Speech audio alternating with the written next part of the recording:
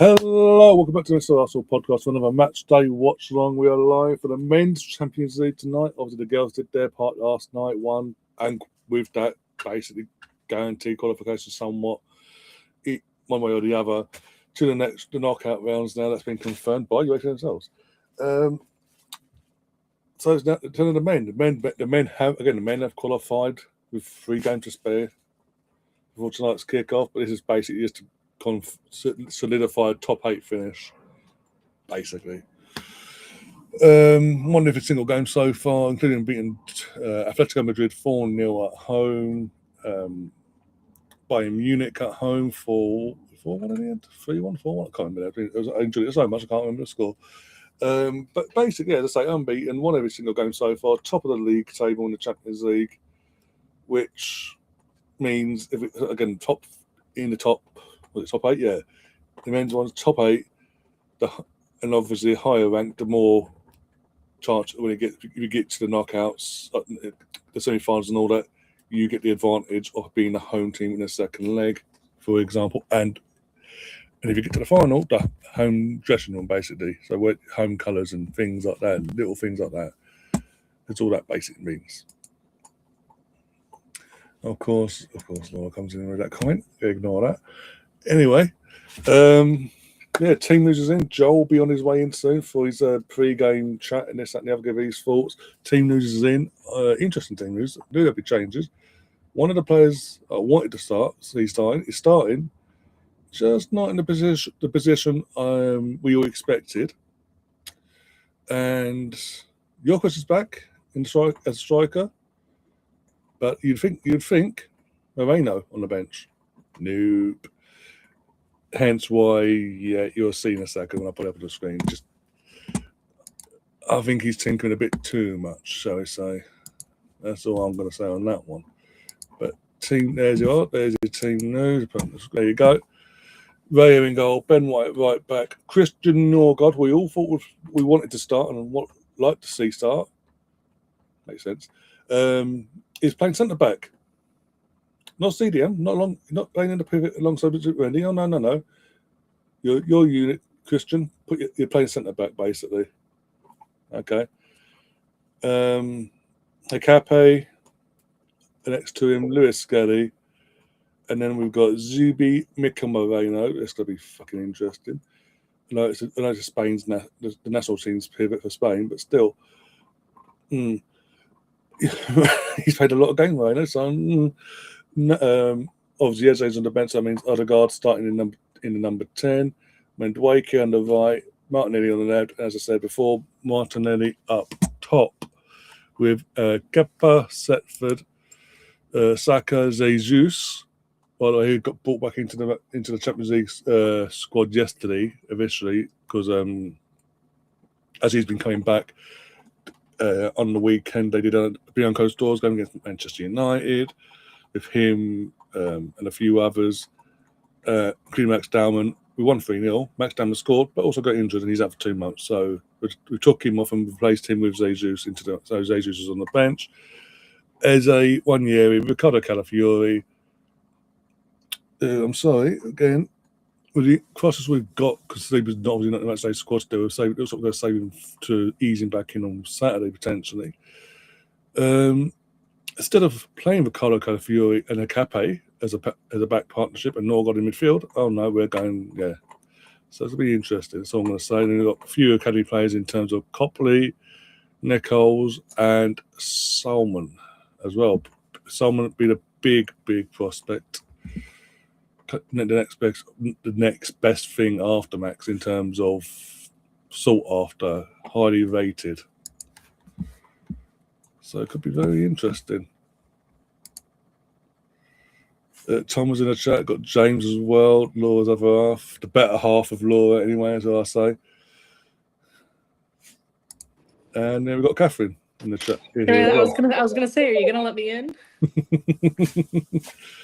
Oh dude, how are you doing? And yeah, team news, and what do you think of the team?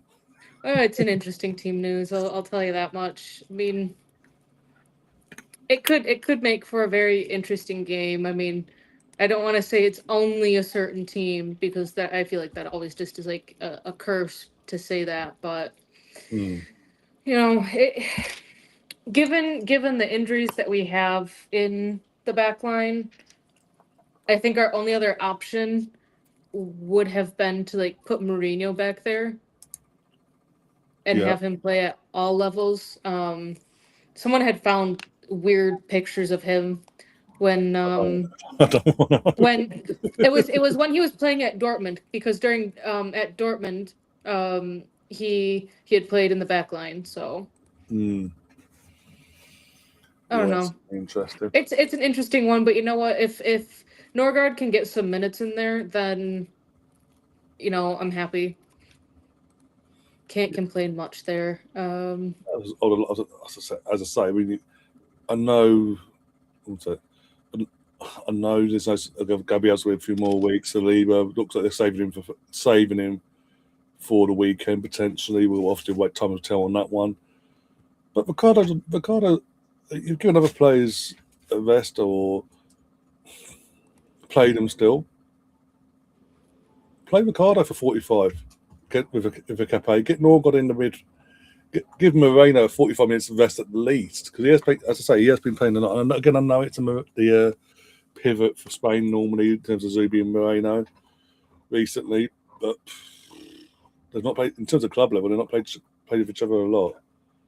And No, and I think that's more down to our problems on the front line and needing Mourinho to push up. But also, I just feel in this system at Arsenal, Moreno just suits better as a false nine. Hence, that's where he's been getting these minutes. Obviously, When you say false nine, do you mean dropping into the back line like he did on Saturday? No. When he actually stays up there, and actually stays as a centre forward and does what he's meant to do, try to put the ball in net or help someone put the ball in net, not drop into CDM or centre back role or whatever you called it on Saturday. I don't know. And we've got sexy Joel with us for the first one in a few months. Evening, Joel. Sorry, caught me off guard. Are you all right? How you doing? You all right? If I don't call you, it's someone else in the chat will. So let's get out of the way. It'll be Russ. No, all is good. All is good. It's nice to be on. Thank you. Yeah, no, it's nice. Let's just talk about the team here. Obviously, Norgard been playing. He's making a rare start. It's at centre back tonight. Yeah. So Moreno, even though he's not as a false nine, he's in midfield. He's been playing a lot of games. Would you have rested him, or are you happy with the team? Come here.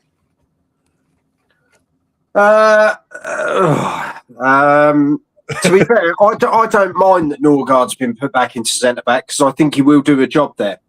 I think he will. Not everyone's going to agree with me, but I don't really care.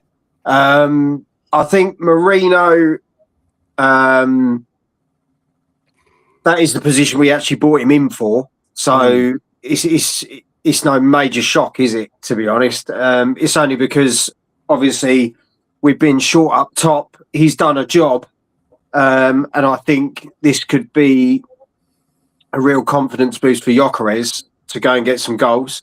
But also same with the Wolves game as well. I think we've still got to get him back to full fitness, haven't we? And that's what Arteta said as well. So personally, I think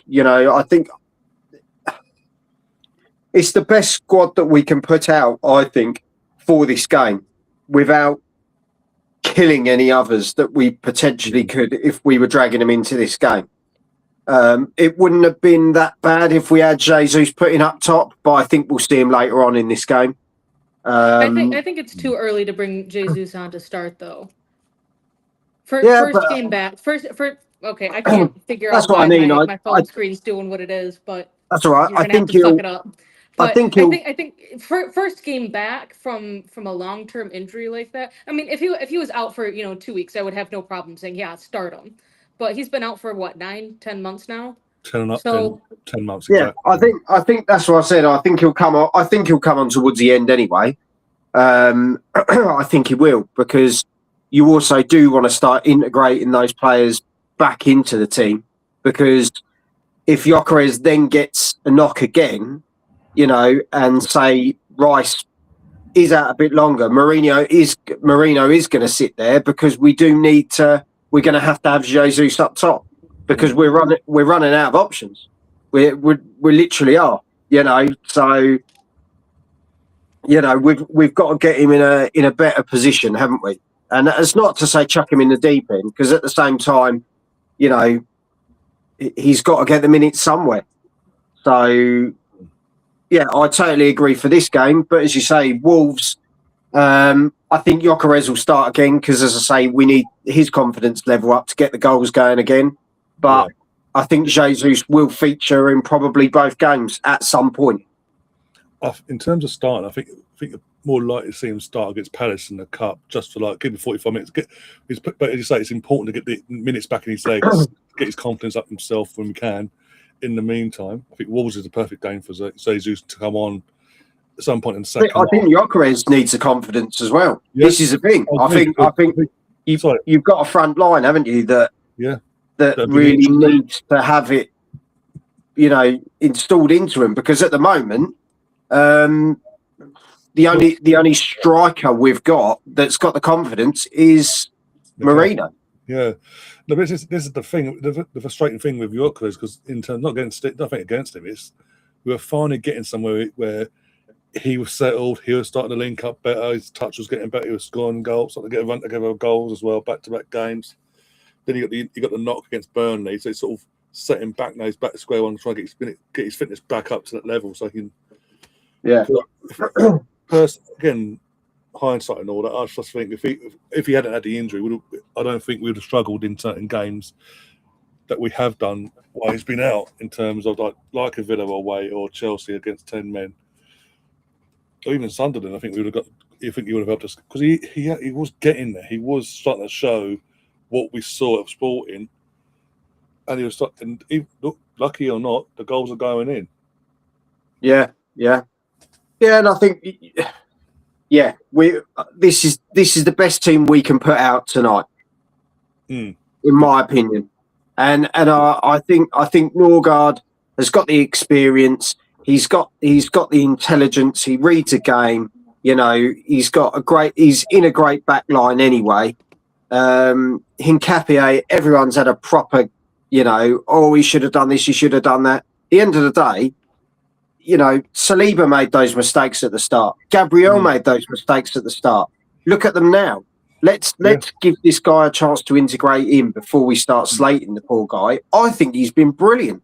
I think he's come in and he's really settled down, same as Mosquera. I think they've both come in, and who expected both Saliba and Gabriel to be out with these sort of injuries? We didn't. No. We looked at the squad, we thought, that's a solid back four, and... we've got other people that can come in, such as White. We've got Timber. There's rotation. Calafiori can also play as centre back as well.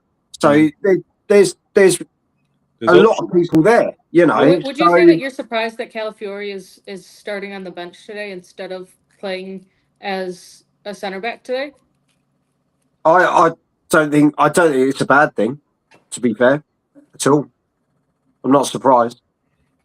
Copenhagen just took the lead over Villarreal, 2-3. I'm not really, I think Calafiori, we've also got to be careful we don't burn him out. You think this team have come out full steam ahead, this team, haven't they? They've come out full steam ahead. They're giving everything they've got every single game. And it's going to happen. We're the second highest team for injuries in the league. Leeds are the highest. And yet we're top of the league by 2. I know it's 2 points, but it's still top of the league. Yeah. So in Europe as well. And if it wasn't down to everyone goes, Arteta's, Arteta this, Arteta that. I'm getting a bit fed up with it, to be honest. It's more a case of. It should be a case of. Do you know what? Arteta bought well because he bought versatility. Because we wouldn't be able to do what we're doing now if Arteta and Berta hadn't bought in the right way. Yeah. Because we have got Hincapié, which he can play left and right back if you really want him to. He can play centre back. He's also another player that can go forward quite happily. There's a lot in there where they can move around. Lewis Skelly, let's not forget, he's actually a midfielder. It's just the fact that we brought him back into left back position last season, and he did us a hell of a job. So it's all about evolving the squad. Marino, who would have said Marino? He's had nearly 30 goals and assists for club and country this year. Yeah, that's incredible. Look, let's look at the positives rather than being such a negative fan base, because there's so many out there at the moment. This is the thing. I've watched a few. We're still 2 points clear. Everyone thinks like, the wheels have fallen off. It's like, come on, like, yeah, it's because they so certain Arsenal fans, either run channels, they thrive on negativity, not naming names, or well, I can say it, Ryan. It's not a problem. No, I'll get everyone going. No, you mentioned him again. Yeah, but let's be honest. It's not just them, is it? Let's be honest. I think the ones that haven't got YouTube channels, but it's because they're young. It's not even just Arsenal fan bases, Ryan. This is the thing. It's not just Arsenal. No, it's not just Arsenal fan base, but in our case, because the predicament we're in the title race, they want it so desperate to fans, but they panic because of the last couple of years where we've been in positions and the experience and the squad depth hasn't been as strong as it is, and they think, oh, here we go again. Well, it's not going to be the case. And the Cafe, we did a watch along, Joe, on for that game on Saturday. Shock horror. And literally, full time we still went. I've turned around to my phone, and someone's always tweeting out, "Let's not buy Hikape. We send him back. He's not the answer." Well, bloody, it's one game, and it wasn't his fault. But yet the other week, Ryan. Yet the other week is the best thing since sliced bread. What a player to have in. But this is the joke. This is the joke of the fan base, because any other team in the league would jump at having a defender like Hincapié. Yeah, it's almost like they're saying that just so that way it could maybe reach the Arsenal board and be like, well, if the fans don't like him and are just going to hate on him, we're gonna say we're gonna put him up for sale. I'll be perfectly honest though, the Arsenal board don't give a crap what the fans think to that degree, because at the end of the day, they made those decisions. They made the decision to bring in David Raya when no one wanted him, and everyone was going, oh, but Ramsdale. And don't get me wrong, I was a Ramsdale fan. So was Ryan. We were Ramsdale fans. But when Raya came in, I thought, that's a good keeper. But I didn't think he was going to do what he was going to do. I'm going to be totally honest. And I think a lot of the fan base didn't think that. And when he came in, he literally ripped that shirt off Ramsdale's back. Like it just, and no one saw it coming. And he's doing it again. We were desperate for Odegaard. We've now brought in Eza, and now everyone's going, oh, wow, Odegaard, have we kind of outgrown him? It's now that it's mad. It's how it goes, isn't it? This is the thing as well with since Arteta's coming, he likes to play with the squad that we've got, since the forming it. Like when we bought Ben White, look at the reaction we had with Ben White as well. 50 million waterways. He even mentions it himself. He got ripped. And then 6 literally months later, months later. Oh, okay. Following season had an amazing season. Changed himself from a centre back into a full back on the right hand side. I'll be one of the best right backs at the time as well in the league. Everyone loves it. Oh, what a bargain! These are the same people saying, "Oh, what a bargain!" in the end. But at the same time, you weren't willing to give him the chance to settle in and prove himself. He had to take a lot of flack. So did Ramsdale. So did Raya. But these same people, Ryan, these same people as well, though, when it came to Trossard signing a new deal. Oh, why have they done that? He's getting older. He's too old. Why are you signing him? Do you know what? He's been one of the best finishers we've had this season. And he scored clinical goals at clinical times. That guy has been the best on the left side. I've maintained it since we signed Trossard back a few years back. What's a signing? Not just that, bargain as well for the price and circumstances, but he has been, and still is, arguably our best finisher in this entire squad. That's not a bad thing, because and he's come up clutch this season. He's actually regained. I don't know what's been done during this pre-season or whatever, but he's regained that form that he initially came with. Yeah, and he's coming up with clutch goals. And even though we didn't win on Saturday, he still came up with a clutch goal in a clutch moment that could have led on to something else on another day. But sorry. I was just gonna say, like, the one thing with Trossard though that I think I would like to see done, or would have liked to see, is him playing as the center forward instead of Mourinho. Because it's not a position that he doesn't know at all. It's where he plays for the national team instead of out on the wing. But we have left wingers and we have center midfielders. Put Mourinho back into a CDM and put Trossard dead center up top. Do you know what though? I don't think you can knock Mourinho for what he's done. Everyone said if he can end up scoring goals, he could be a real saving grace, and he's doing it. That flick the other week, the flick into the box, that pass that he made was just unreal. Like we've gone from a guy that was coming in that was going to be kind of defence-minded midfielder has turned into one of our best attacking threats. Like in the air, he's one of the best attacking threats. Outside Gabriel, that guy scores more headers than anyone else, and he's been brilliant. Like some of his finishes are strikers' finishes, and I know what you mean. At the end of the day, that's what he was bought in for. We bought in Gyökeres to do a striker's job, and hopefully he's going to hit that form. But I think it's still a case of we need to play to Gyökeres because we're still playing like we haven't got the number 9. Because we haven't had the number 9 for so long, have we? Like we even when Gabriel Jesus came in, he wasn't the number 9. Although he's got the number 9 shirt, he still wasn't that out and out goal scorer that we were so desperate for. Gyökeres is that guy, and we've now got to integrate him into the team. But he also brings something so much different. Don't you think, Ryan? He draws players out. He's got the muscle to push him out the way as well. He's a very different player. I just can't wait for Havertz personally to come back. For me, he's a bit of everything, isn't he? Well, especially when you're hearing obviously the last few days, that one of Arteta's plans, not the main plan, but one of Arteta's plans is, after what he's seen from Gyökeres and what he knows of Kai, that he does want to play them together in the same. He will at times when he needs to. That'd be amazing, I think. That'd be amazing. The two up top. When was the last time we did that, right? When was the last time we had two up top?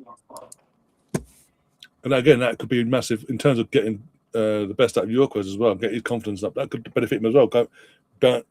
Literally having someone next to him that has that experience and will help him through in key moments as well. So Havertz is one of the best at holding the ball up or knocking the ball on. Do you know what I mean? He's a great player, very underrated for me, and he works so hard. You know, let's see. Let's see what happens. Do you know what I mean? Yeah. Do you do predictions on this show anymore, or did they get banned because of Gary? Yeah, we still do. We're still crazy enough to do them, so yeah. What are you going for then, Ryan? Because I'm not saying mine. You never do. I'm not Gary. Away. It's not an easy game. A lot of people are thinking this is a given. No, I say 2-0. I think the only reason I think goes in our favour is they sacked their manager 48 hours ago. They've now got a caretaker in it today. Don't know what went wrong because they're second in their domestic league and all that. But I just think it's a random one, isn't it? Because you think they're not really into the season either. No, and also they played. You're sitting second. You're doing all right. How are they doing in the Champions League, Ryan? I'll have a look in a sec. But they played Barcelona a couple of weeks ago and pushed them all. Literally, I think is it 3-3, Catherine, or something like that. In the end, It was absolutely insane, wasn't it? Have a look. For what? Club Brugge versus Barca a couple of weeks ago. It was like 3-3, wasn't it? Catherine, do we know what? Yeah, the Club Brugge run so far is in Champions League.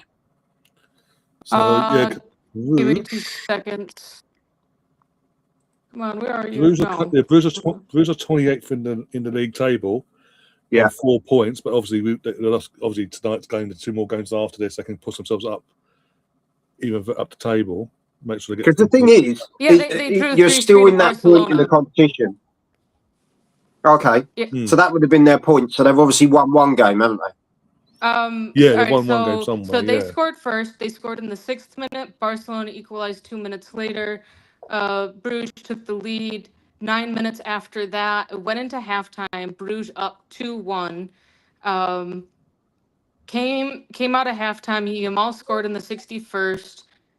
Bruges scored 2 minutes later, and the goal that sealed the draw was an own goal in the 77th. So Bruges actually had them beat.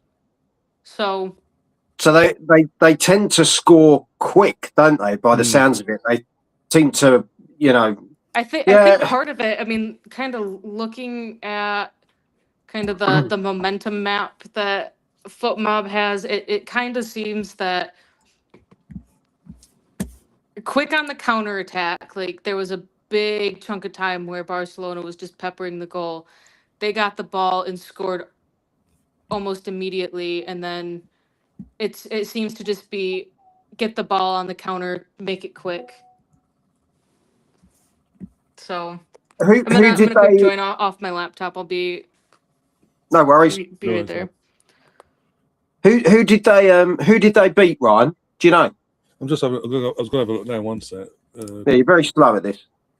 Oh, Catherine was reading that. I thought she's 1 sec. They lost to Bayern 4-0. They drew to Barcelona 3-3. They lost to Sporting 3-0. They beat Monaco 4-1. Match day 1, I think. Hell. They beat Monaco 4-1. Yeah. Oh, and they lost to Atalanta 2-1. That was the other one. Yeah. They were home. They're weird results, isn't that? But they haven't had. I would say they haven't had an easy game, have they? Let's be honest. They've got quite a run. Yeah. So in qualifying, I'm on the Uefa website now. So qualifying, they beat Salzburg in the first leg 1-0, lost the second leg 3-2. They won 3-2, sorry, because it reversed. They then knocked out Rangers over 9-1. Not typical, is it? 9-1, like 9-1. Yeah, I'll pass it on to Roger with mine, Rosie as well. Blimey. And then they match day 1, as Catherine says, they battered Monaco 4-1. They then lost to Atalanta 2-1. Battered by Bayern 4-0, drew 3-3 at Barca, lost 3-0 against Sporting away, and then they're obviously playing us tonight. And so it's a weird. To be fair, they've had tough games, haven't they? Yeah, none of those are easy games. And after tonight, they've got Colette Almaty, the team we've got on our last game, and then they've got Marseille at home. What they have? Bruges will be at home to Marseille, yeah. And that's their last game. Yeah. Wow, they've had they've had a tough draw, haven't they? That is a tough draw. If you were going in as Club Brugge, you would go, oh come on. Do you know what I mean? Like Bayern, Barca, Marseille, us, Monaco, which that's a bit of a freak result. Sporting, Atalanta. And Atalanta. They are 8 horrible teams. And all that, you look at that, you're thinking there's one game, looking at it now, that's winnable. They were given winnable. All the others, they have been really screwed, basically. If there was a group of death, this would be it for them, basically. Yeah, they've literally got the worst run, haven't they, as that sort of level team. No, I wasn't talking about Rangers, by the way. You've put Rangers aren't tough. I didn't mention Rangers. That was qualifying, wasn't it? Qualifying, the last qualifying round, yeah. So, that comment's invalid. That's fine. I mean, Laura's a Celtic fan, so he can hardly talk when they lose to Hearts, so twice. I'm not getting involved. I know nothing about Scottish football. I'm going to be honest, mate. What most people don't, to be honest, is that the levels have dropped off that badly. Yeah, they're still good at rugby. They're better at rugby these days. Yeah, give them their due. They've got better at that. Yeah. That's all they're getting credit for, to be honest, Scots. Pete's in the chat, hello, Petey. Yeah. Everyone's going to hate this. Every neutral fan's going to hate this. Anyway, Martin Keown's on co-com for the looks of it. Hey! I like Keown. I don't care what anyone says. I like Keown. Yeah, the stick he got for giving Odegaard man of the match in the 90th minute when it was a 1-1. And Prince William, like, surely it should be Ben Dwyer. And everyone just jumped on, oh, you're just biased. It was 1-1. Well, maybe we'd listen more if he was king. Do you know what I mean? Yeah. Until then, sit back in your Aston Villa chair. Yeah. Enjoy your once in the blue moon Champions League one. We're going to push the Champions League and then actually end up being in Europa if you're lucky. Like last year, and you threw it away and dead on the last day of the season. Someone said to me, if Celtic were in the Premier League, they'd be in the top 4. Not nowadays, no. Not the, I just kept laughing. It was just one of those things. But yeah, that for me they would be table with lucky, if lucky. Mid to. I'd say they'd be around 14th, 15th. Yeah. If we're talking Celtic from the early 2000s, with like Henrik Larsson, Stilian Petrov, like a decent fucking squad, top 6, players, it'd be a bit better. Yeah, a bit better. Yeah. But we're talking about Celtic here and now in 2025. Scottish football is in the mud, and it will be forever because it's shite. Right. It says something when the Championship, the second tier of English football, was better entertaining than the highest tier of Scottish football. Just saying. Poking up. There you go. Just poking. I'm just poking. Seeing what happens. Yeah, be careful. Be careful. Evening, Ronnie. If Celtic spent the money they wouldn't struggle. Yeah, why is Calafiori on the bench when he is suspended for Saturday? Probably just to give him a rest, to be fair. He'll probably feature, second half towards the end. Yeah, but at the end of the day, I think you've just got to look after the players. I think that's probably the best game for him to miss out on is the Wolves game, because that will also give Lewis Skelly a foot in the door. There's also... maybe that's why he's starting on the bench, to give Miles minutes, though. Yeah, he needs a minute, Miles. This season. So if you give Miles put him into a high pressure situation, if you give Miles 70 minutes today, and then bring Calafiori on for 20 minutes to rest his legs, ready for next weekend, then you've kept both players happy. And yet, at the same time, Lewis has then got the minutes to go into the Wolves game, which will be a more physical game. But at the same time... he's got something to prove this time, too. He got a red card against them last year. Granted, it was a bullshit call, and we all know I was going to say, it was a shocker, Catherine, wasn't it? It was a shocker.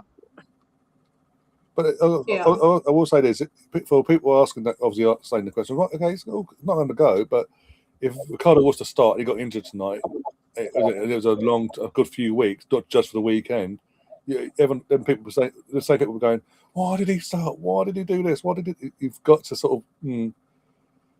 Let's be honest. At the same time, though, Lewis Skelly smashed onto the scene last year. It was a breakout year for him, and he came in due to injury, and he just took his chance.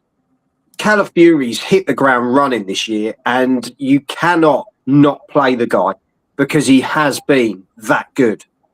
That is where it's at. It's not to say Lewis Skelly's fallen off because he hasn't at all. It's just Calafiori's gone to another level. and Lewis Skelly is still, honing his craft, isn't it? Yeah. And this is the perfect time to have that competition. And like Arteta said at the start of the season, we want to be in every cup as far as we can go. There's going to be plenty of games for people to play. And this is the thing. This is why, like Catherine was saying, we have to get those guys in to have 20 minutes here and there and have to have those half an hours in, because in that next game, they could have the call up ready to go. Yeah. Be ready. And this is what it's all about, isn't it? This is the football we've been craving, Ryan, as you know, for the time that we've known each other, which is, blimey, 5 years now. Yeah, 5 years, 2020. If gone on 6. I know. I love you. And you're just cuddling. Nearly 6 years, and you think, this is the football, and this is what we've craved for so long, is Champions League football, competing in Champions League football, competing in all those and being top of the league. This is what it's all about. This is what Arteta says. Bring on the big teams. Bring on those teams, because this is where we should be. It shouldn't be a case of, we're playing the Bayern Munichs, we're playing the Real Madrids. That's the level we should be at. Yeah, and now we're there. Everyone's like surprised. No, that's where we should be. Even he said when we obviously announced he was our new head at the time, branded as head coach for the first few months. When he got hired, he did the interview and all that. He said himself, it took for him to retire, obviously when he retired, to step away from the club, go to Man City as the assistant coach, to realise how far Arsenal had fallen off actually, and how far away they were from competing.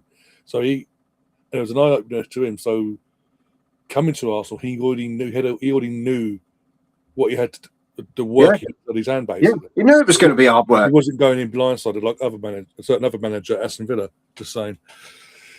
Yeah, but we've seen it with other managers, haven't we? Where people have gone in and they think they can just go in and it's going to turn around. Frank Lampard at Chelsea, we saw it with Steven Gerrard. We've seen it with all these other players that have gone up to being a coach, and it's not as easy as you think it is. Yeah, Arteta's being blasted, and yet he's top of the league, and look at what he's doing. Just absolutely incredible. So, we've got to get behind the manager. We've got to get behind the players. Whoever he picks, you've just got to go, do you know what? He's put the best team out for the day. Let's go for it. Because with the team that we've got out tonight, we should be putting Club Brugge away.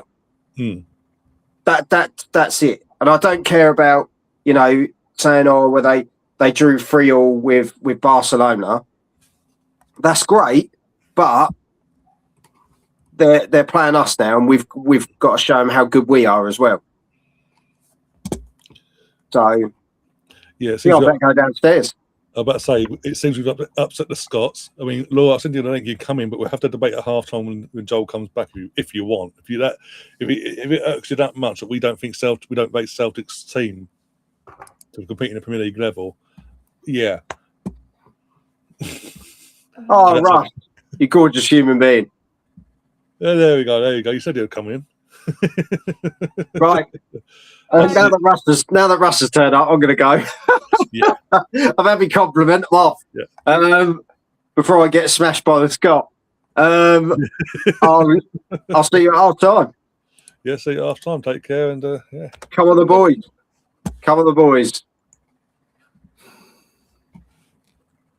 I'm looking at Opta's power rankings by overall, not just by Premier League and all of that.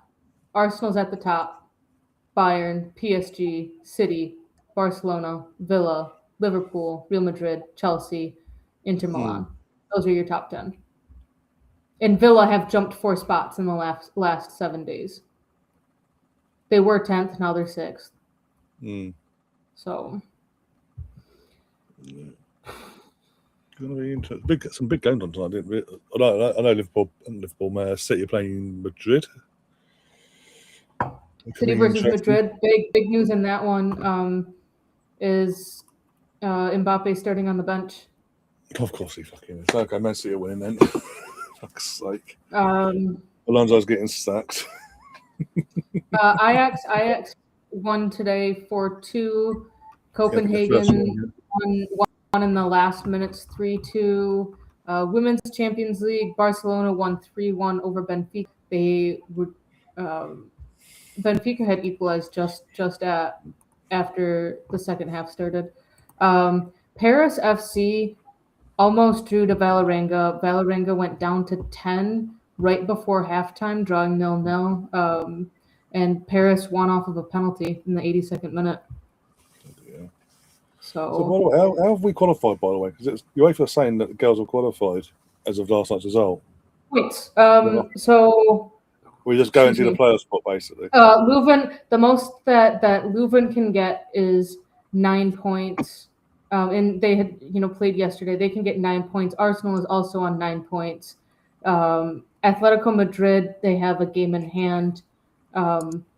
Because even Paris with a win today, they were sitting at 5 points. So if Paris won their last 2 games, that would put them at 11 points. But then you would just I think have too many teams that could potentially be at 9 points, and Arsenal would still beat them out.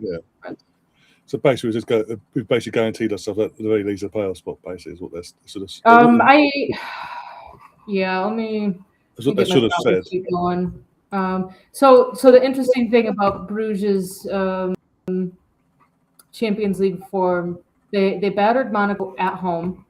They lost away to Atalanta.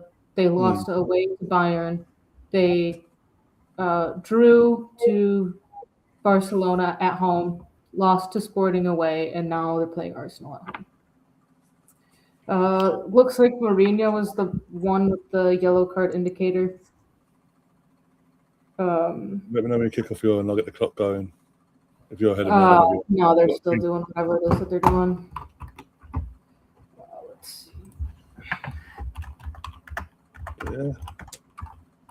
I haven't played. Come on, there's no messing about today. No messing about. Let's get this thing Mignolet back. I mean, Mignolet's not started, is he? He's not in goal. Usually he's the first choice. What's happened there? I don't know what's happened there.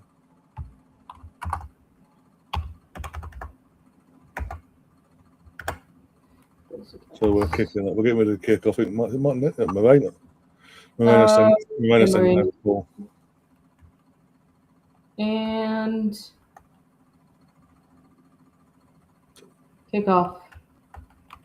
There we go. We've actually kicked the ball. There you go. Right. Wait. No messing about, lads. No fucking about today. Get the 3 points, guarantee ourselves the top 8, and then use the next 2 games in the new year to potentially rotate. Yeah. Adam Somerton and Martin Keown. I've never heard of Adam Somerton, but okay.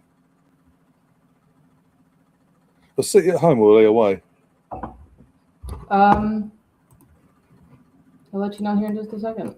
That's what the ass is like. Oh, and in surprising news, you've got Millie Bright back starting. You also have Sam Kerr starting. Real Madrid are home. Oh, okay. Who's the interesting?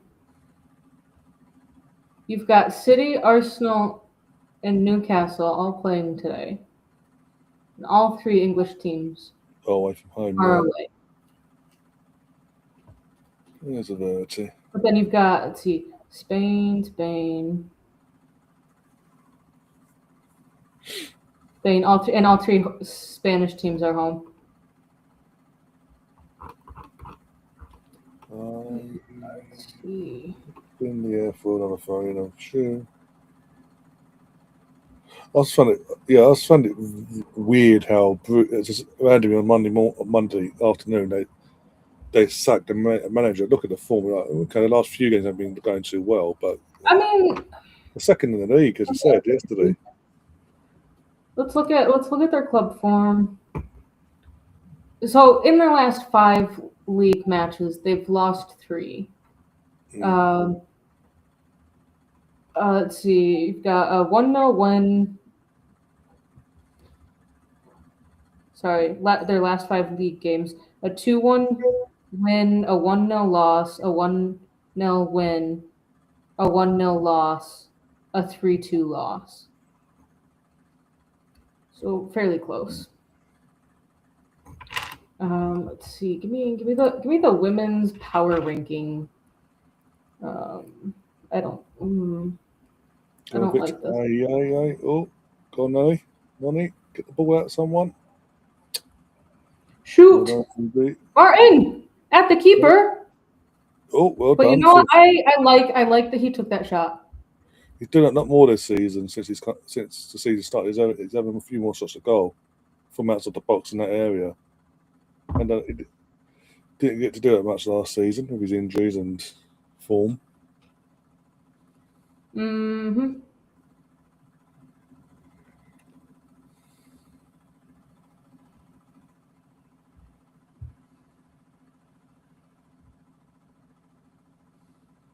Let's see. Give me my women's fantasy football team. That's Paul from Zuby. Come on, man. You're better than that. Lewis Skelly, you might want to run back, mate. He gets back. I need to set a timer.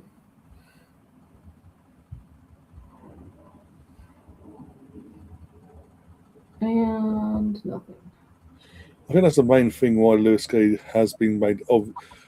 Aside from experience between him and Ricardo, I think the main reason why he has become the number 2 this season, now that both of them we do have him fully fit, is Ricardo will fly back, ball and John shot, but he'll fly back and he will defend. Whereas Lewis just looks a bit casual, like too calm and relaxed. It's like jogging, effectively like he's jogging on the spot basically to get back. He doesn't break his neck. Yeah. Which could leave gaps elsewhere, and yeah. But again, he's young. I'm not digging him out. It's just that he's a young lad. He's got a few flaws he needs to work on. That's all.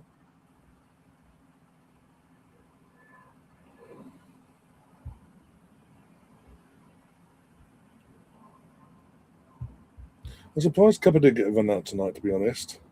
Who? Kepa. I'm surprised he didn't get a start. Yeah, Kepa's down. Fantastic. Oh, it was a quick up. Ooh, looks like an aqua land on his arm. Let's see.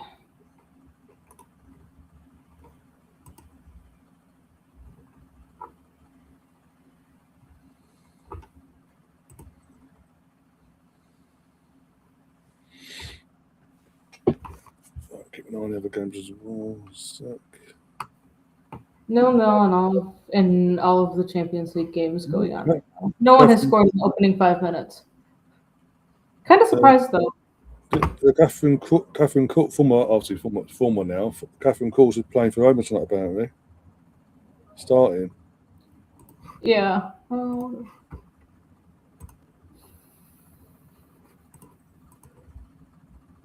So she's facing Chelsea. Okay. No, yeah, it made me laugh when I saw the Chelsea lineup, because to me the way that it's looked for their past few games is the fans are not enjoying the captain at all and think that the captain was rightfully deserved to be being benched. But she's back today.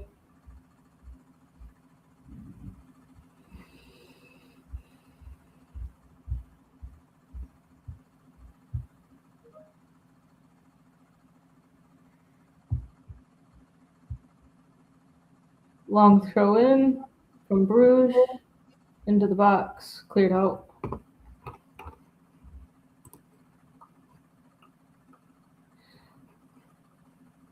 Somehow, Chelsea, from an Opta Power Rankings perspective, Chelsea is ranked higher than Lyon right now. Okay. And it hasn't changed in the last 7 days.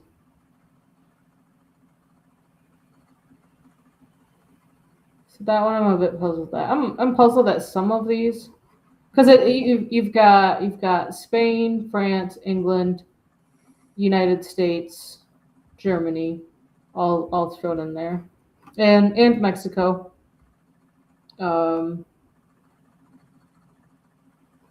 Italy is taking its time getting in there, but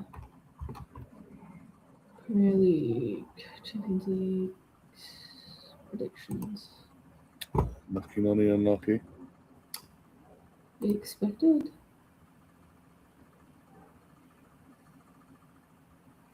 Interesting. According to Opta, Liverpool's expected points through 6 games is 13.6 in the Champions League. I will say this as well, as I mentioned. They have 11. I know she's the captain and all that for Chelsea, but I'm surprised she's starting after her TikTok shenanigans on her own profile towards 8 people with ADHD. I need to look this up. I know that you and Laura were talking about this yesterday. Yeah, basically, if you go on Really Bright OBE is a TikTok name, but basically, if you type in ADHD outburst, be looking like this is the title she's gone with. Yeah, just. One sec. My internet is struggling today. I see it. Just a regular outburst for me. This is one side of my ADHD. There are so many sides, or there are many sides. Isn't there a rumor that she broke up with like her 30-year-old, her senior boyfriend who had like 5 kids or something? Yeah, I think so. Yeah, Or that she's now in a relationship after that with, I don't know. I don't keep track of it. Apparently 2 of these kids had ADHD as well. Punched out. But again, I know she's getting into her career. She's got the podcast with Rachel daily and all that, but come on. Seems like another certain English woman who's playing in France. Oh, that one. Mm-hmm. But I say, which one you want about now? Pick up poison. One writes books and the other one does TikToks.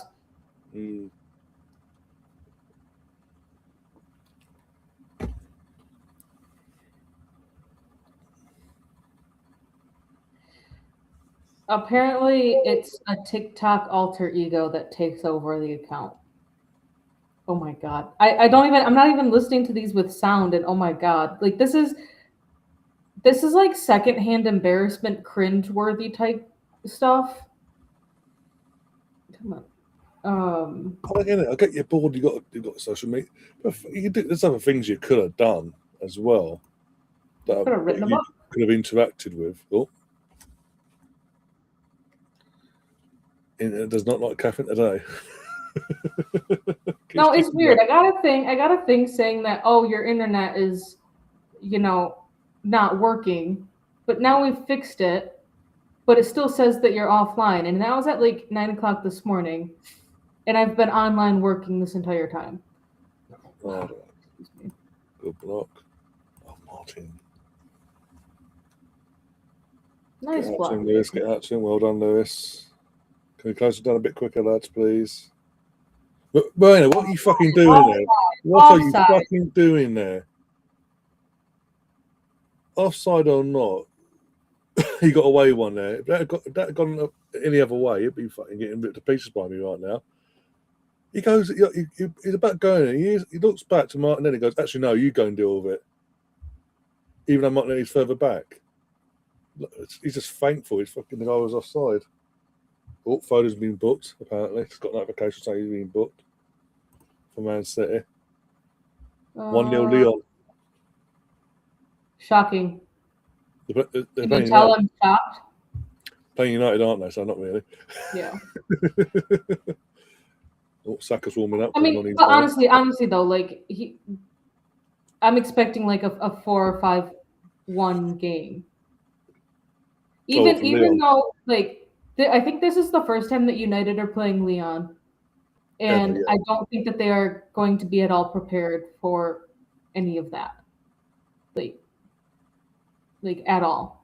The intensity that Lyon is, and we might have lost to them, but it was barely. There's Laura 1-0 to Chelsea.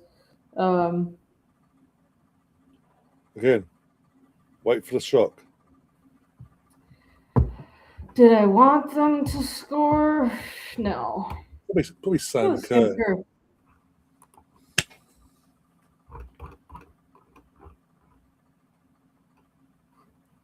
Oh, Newcastle losing to Leverkusen. I want that. Can we get It was a penalty. It was a penalty to Atletico Madrid that it was a VAR decision. All right, so delay of match. Penalty conceded. Vigo's daughter conceded it with a handball in the penalty area. Delay of match. VAR was checking, delay over. So VAR was just checking it. Maybe 60 seconds, we'll say, at most there. And then 2 minutes to get everyone in order before the goal was scored. But that actually helps us. Yeah. Because going into it, going in prior to when this game started, Wolfsburg, Arsenal, Manchester United, Bayern Munich, all sitting level on points at 9 points. And it was in that order because of goal difference. Wolfsburg's at +4, Arsenal at +2, United at 0, and Bayern Munich were at -2. So it actually helps us out a lot that said teams lose by Bayern to lose. Even though it puts Atletico Madrid above us because they have they are now live table. They have 9 points with a +9 goal difference. It helps us out that Bayern are below us. Granted, Bayern are locked in. Bayern. So the only team that is up for contention next week, and if they may or may not qualify, is Leuven. They are sitting in 12th with 6 points. The only team that can overtake them is Vålerenga, who had a red card today, and they play Bayern next week. So you're talking about a team that could want that 12th spot in Vålerenga, trying to beat Bayern, and then you have a team that is in 12th and they want to secure that 12th spot with a draw or a win. A win would absolutely secure it. So, Bruno scored. Yeah, Bruno. Yeah, they're all saying scored. Yeah, Oggy. Yeah. But yeah, you have no patience, do you? The guy's been in the door 5 minutes. You say he's injury prone. He has one major injury. It's talking about for a couple months, and just now I don't know what he's done to his fingers, but he's had them taped together, and he's walking, he's playing on. So calm the fuck down. If we're here in the year's time and it's still happening, then you can complain.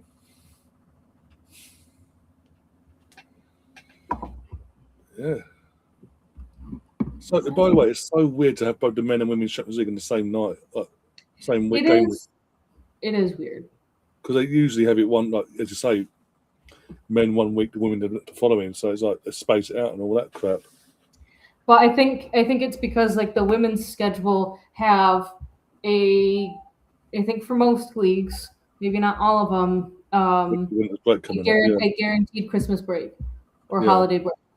The men don't, and so they're needing to get everything in there. Oh my God, Millie Bright can't run. Holy shit. I'm assuming you say Messi. When will Jesus play?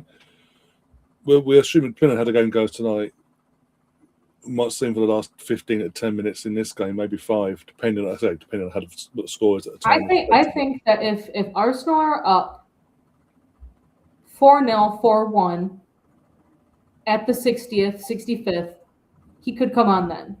I think if it's a 1 or 2 goal difference, probably not until like the 80th. Yeah, I definitely see us seeing him on Saturday against Wolves, just because how bad Wolves are. That's the perfect game. That's a perfect game for him at some point to come on, even if it's a goal and assist, just to get his not just minutes in his leg, but a bit of confidence booster as well, get the crowd going. Players are getting at it, and the ref needed to calm them down. It goes Zubian, the captain. Yeah. Julian Brandt to score for Dortmund 1-0. I don't know. I think Bodo games they're playing. Oh yeah, Bodo games. I think I'll take that. I'm trying to keep track of all the scores, but they don't make it easy because they put the Women's Champions League at the very bottom, and the men's at the very top. Come on, Ben. Put it in. Oh, poor ball. England Championship. Leicester are up 1-0 over Bristol. Ipswich are up 1-0 over Stoke. Hull is up 1-0 over Wrexham. Yes, Stoke are starting to fall apart, and they started off well this season. They're starting to fall apart the last couple of weeks.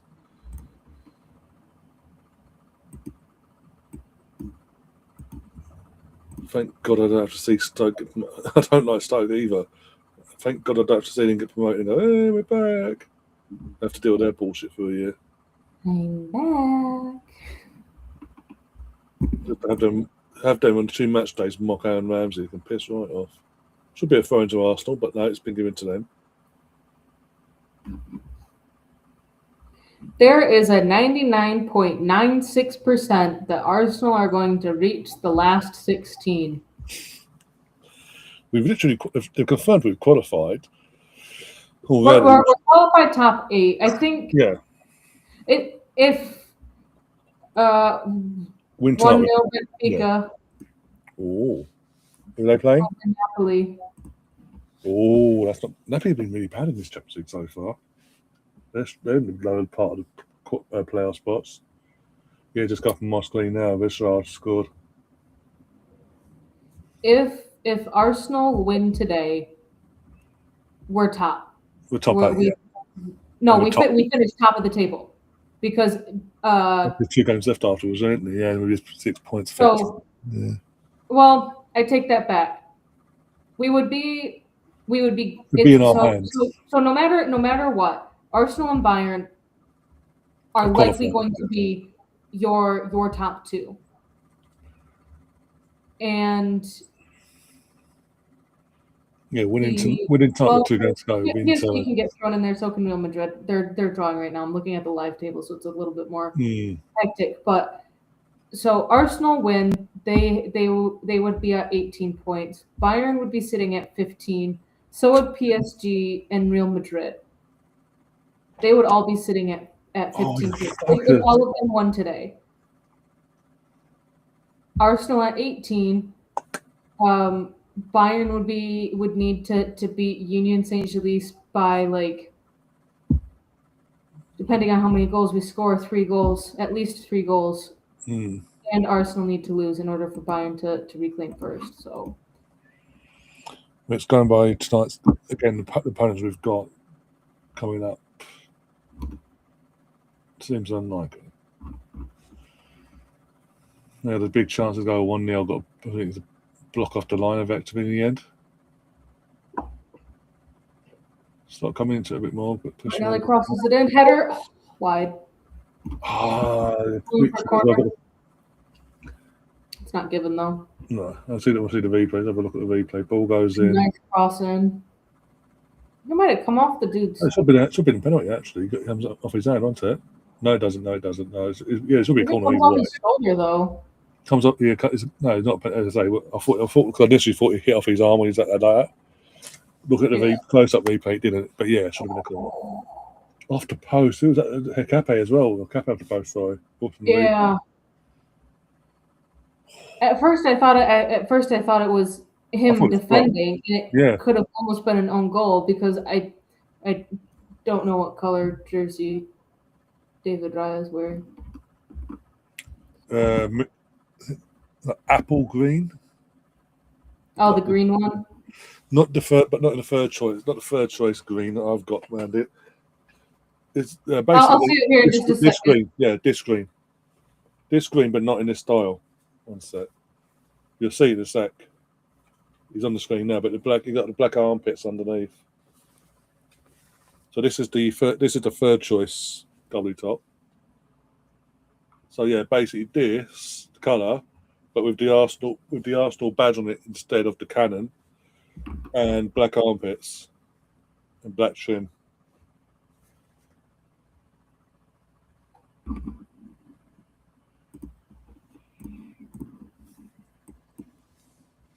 Oh, unlucky Martinelli.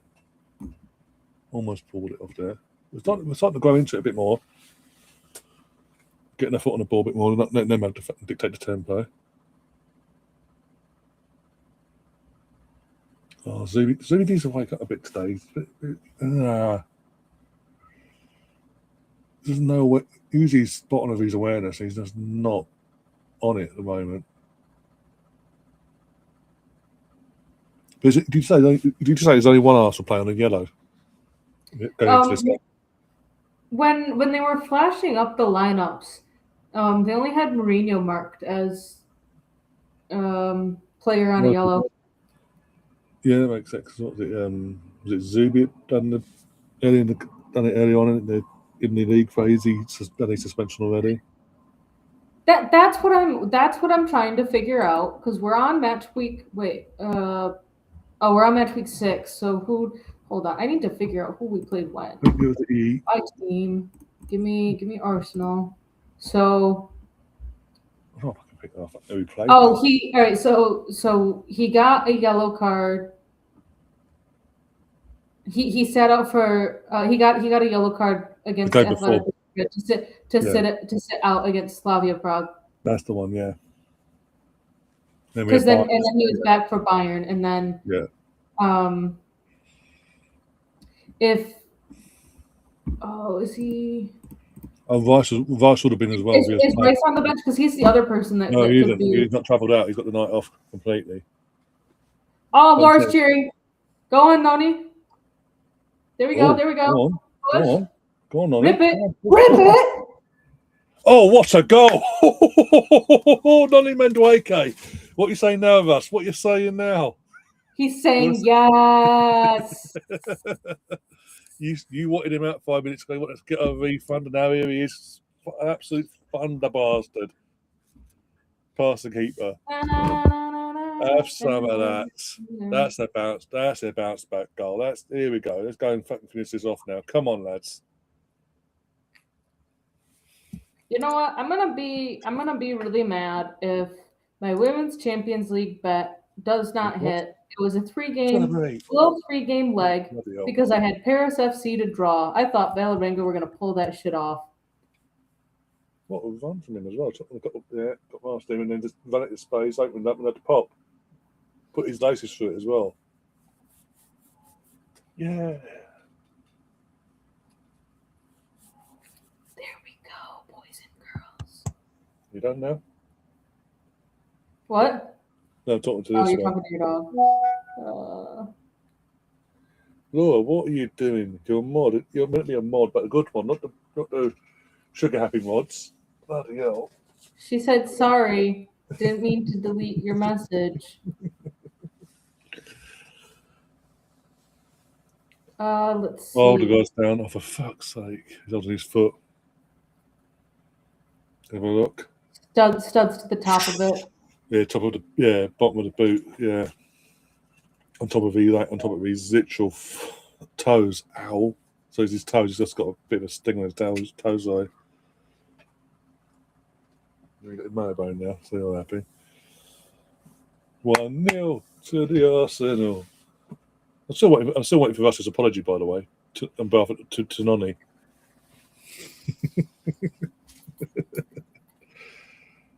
Oh, brilliant. Get in there. Chelsea fans are currently being sick in their dinners as we speak. Throwing them up. Real Madrid 1-0. Go on, Madrid.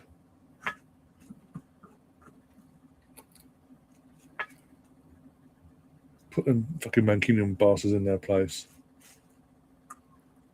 I saw a lot. That's the thing. I saw quite a few of them off on the YouTube side of things getting a bit cocky because of injuries and suspensions and all that, and the way it's been put out there by the parts of the media that basically Alonso has to win this game, or he's done, and he's lost the dressing room already, and this, that, and the other. But the thing about that though is that it seems to be more that the players don't actually want to be like players. They just want to like full-time players. It sounds more like they want to be part-time. They want the Galacticos lifestyle, basically. Yeah, 2-0 Chelsea. Yeah. By the way. Pay me all the money that you can. I'll show up for the match days, but I'm not going to show up for training. And I'm not going to listen to what you're doing or what you tell us to do. Rodrigo as well with the goal. Nice. No, but yeah, that's the whole thing with Madrid, though. That's been like that for donkey's years. Oh, what a save off the line. Almost 2-0. But Norgod with a header. Gone again. Didn't get pay on red. Unlucky there. Could have been 2-0. Good save. Give the kick where he's due there.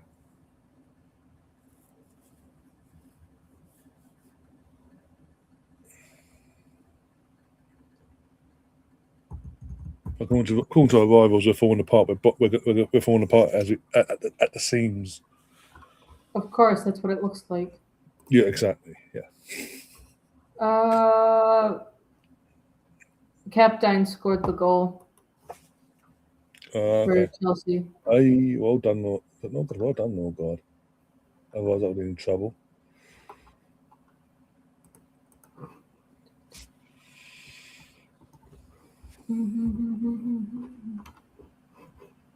It's not bad. Oh, dang it. What are you doing? Hey. What are you doing?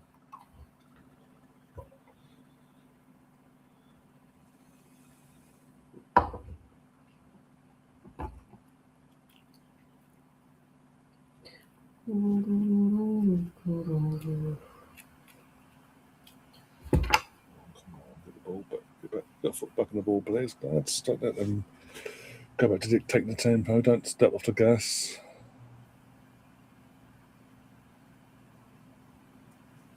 Let's see. If we get a two-goal cushion before the 50th minute, I can see Zay's coming on a bit earlier, actually. Well, I still wanted that open for now.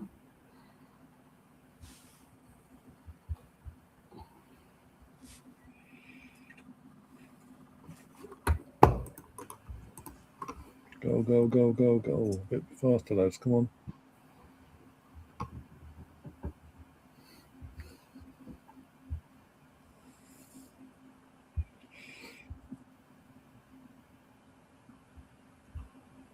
Well done, Gary. Hold on to it. Well done. Pass it to Nonny. Well done. Go. Come on. Corner. Set piece again. Here we go. Get a set piece goal. Customary set piece. Come on. Again, all day.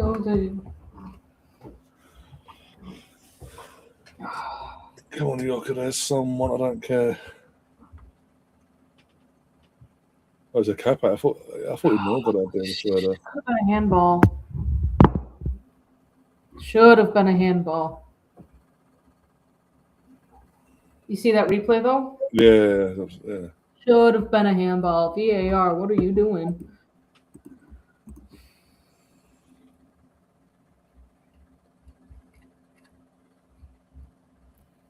So the fans were holding up those whiteout signs, and now they've crumpled them up and thrown them at the goalkeeper, basically. Yep. Those are great fans, folks. Yeah. Absolutely amazing, the death flags. Oh, there we go. Poor Martinelli. Oh, lucky Victor. Lucky. bit further to if I can find it down there, to his right. That could have been 2. Everything was right there, so that can't have a go. Not going to have a go.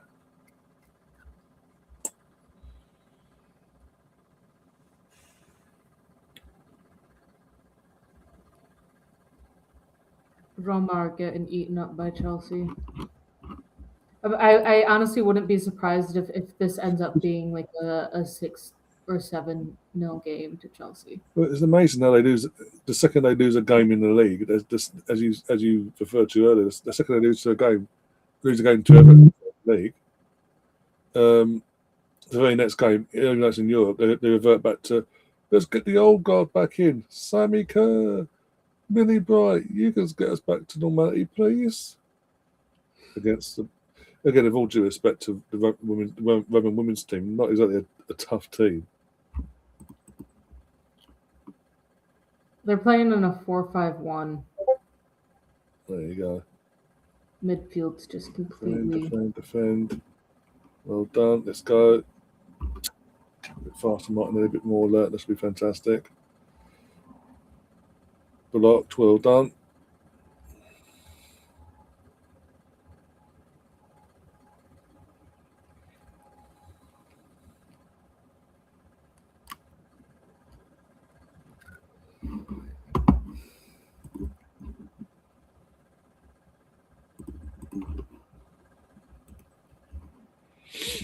Oh dear.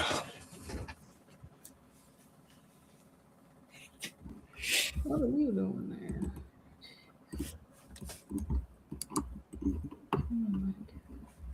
By the way, I love that Laura asked for the link, and I sent her the link on WhatsApp. She refuses to join. Well, yeah. Laura, you need to join soon because I need to hop off soon. And Ryan needs some company.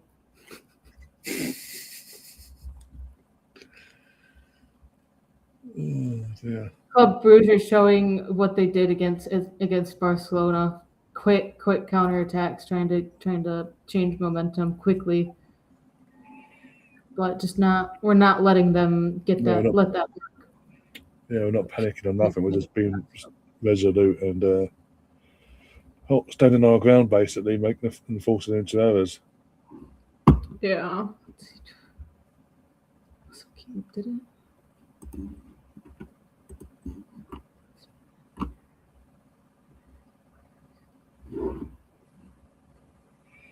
Okay.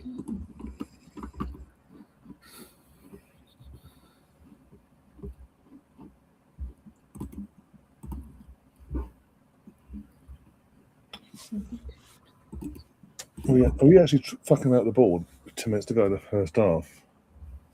In the midfield. We're literally playing 1-2. Oh, City. Oh, fuck off. Boo, City, boo. Let me guess. Hold on the phone. Oh, Nico Riley actually just booked. Nico Riley scored. The fullback scored, fucking hell. I'm assuming he's playing fullback.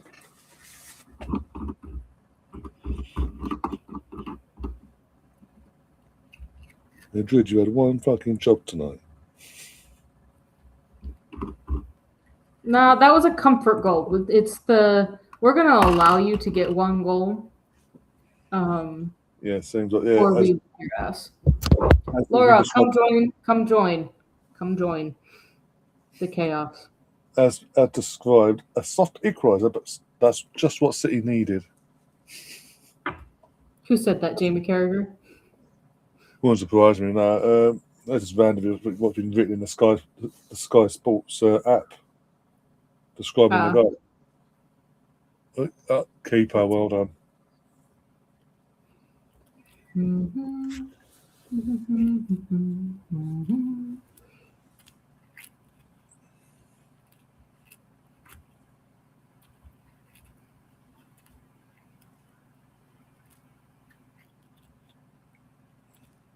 But you notice how we're not shitting the bed though, like we would have done years ago for us. Our main problem is on that left hand side is literally the escape doesn't He's doing a Kate McCabe not running back quick enough. I think that's down to how young he is. How he's more of a natural midfielder than a left back. Yeah. And not playing a lot this season so far. Yeah.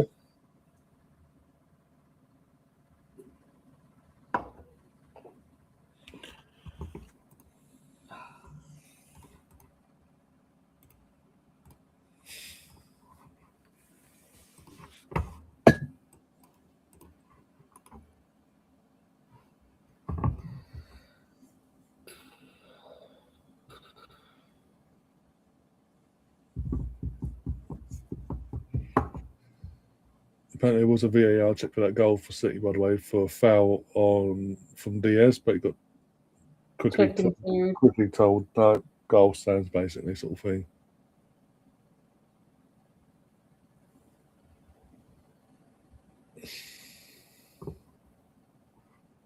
See Newcastle. How is Newcastle doing after that home goal there? Wow.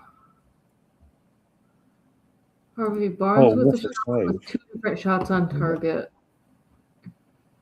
No, he didn't. I thought he saved it initially. He got lucky there then. Don't know why we're letting him have fucking shots like that. Too much space. Too much space. I need to log off.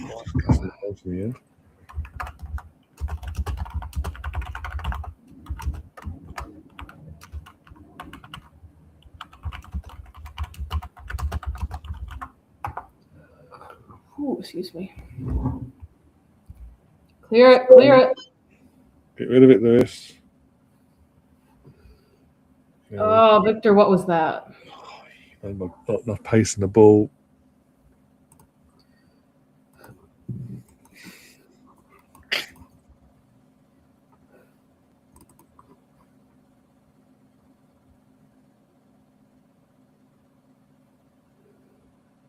Hold on, got a free kick there.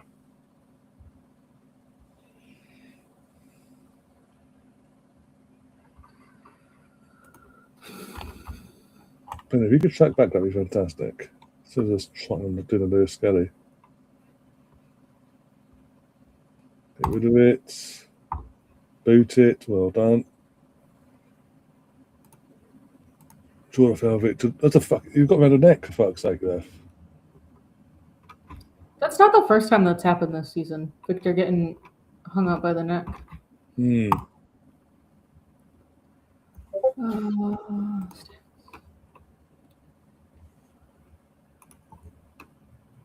PSG struggling to get a shot off on target. Surprised at that. Juve seem to not be doing well against Paphos. Still no Juve are a weird team in general in the last couple of years. Since their dominance ended in Italy, there's just been that weird team.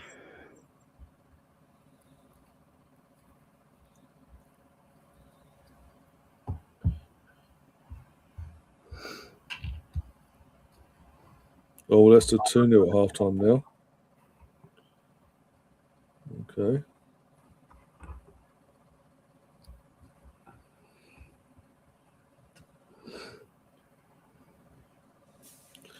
Atletico is still winning 1-0 to Women's Champions League. 41st minute. Like Leon are still winning. Yeah, still Leon 1-0, yeah. We've got stats on that one. They've only had one shot on target. 7 shots, 1 on target. Yeah, United have 1 shot off. Just looking at that now, yeah. They've had 3 shots blocked, 3 off target, 1 on target, and that was the goal. Leon have had 3 corners. United have had 0. So the Atletico game, Atletico have had 41% possession to 59. They've had 6 shots though, 4 on target. Bayern have had 7 shots, 1 on target. Oh, Bodo Glimt scored against Dortmund in the men's Champions League side of things. 2 off target for Bayern as well. Where's the block shots? 4 block shots, 1 block shot in Bayern's favour. Chelsea, Roma, 7 shots, 3 on target. 1 blocked shot for Chelsea. Roma, 4 shots, none on target. 3 blocked shots. So, but Chelsea 62% possession there with an own goal. Mm.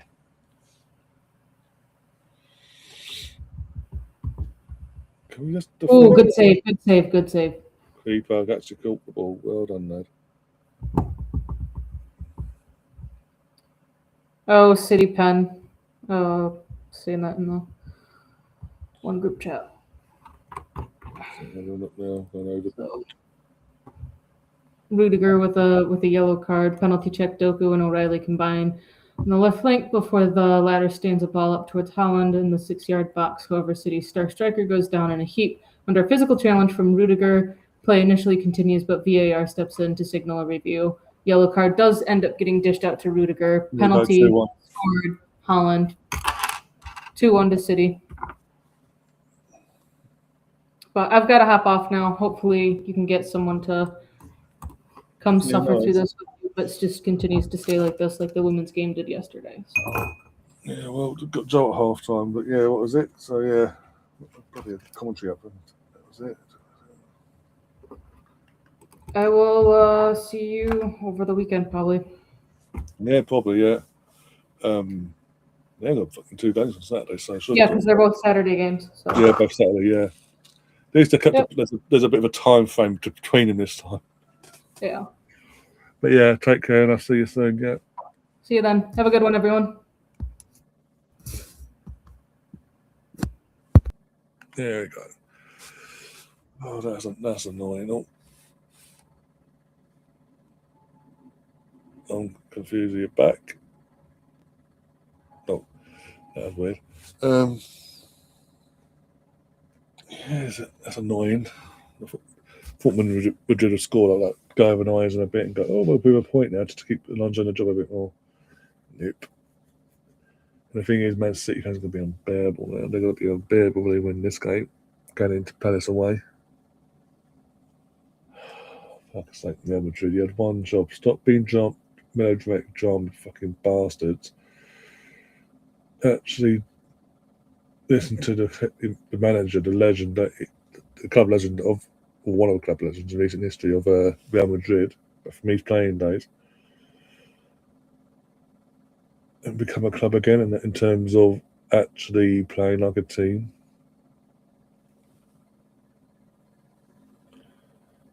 Oh no, you've got to make it all about yourselves. He's not listening to us.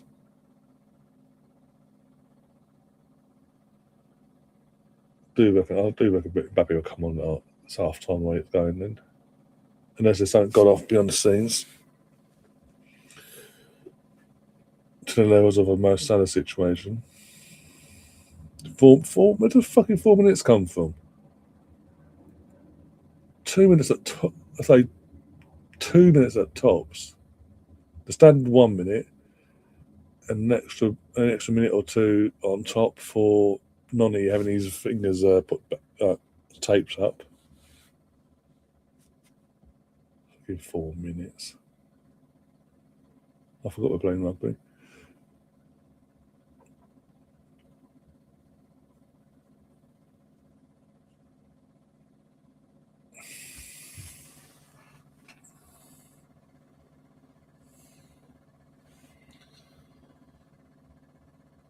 Come on, let's just get.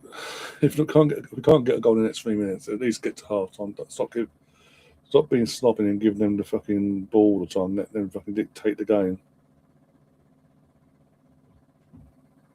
Because it will come back and bite us on the backside. Trust me. Oh, wakey, get your stuff sorted at half time, Zuby, please. Go on, Gabby, go on. Take him on. No fucking Arsenal. Noni Mendueke for Arsenal. Noni. Brilliant solo goal. Absolute thunder bastard in the end as well. They'll show you at half time. Absolute thunder bastard. A great solo effort in general from Noni. Cape's had a chance, a couple of chances actually. One got saved, one got cleared by the post. Jokeris he's had a header as well that was saved by the goalie. Oh, go on, Gabby, pass the fucking ball.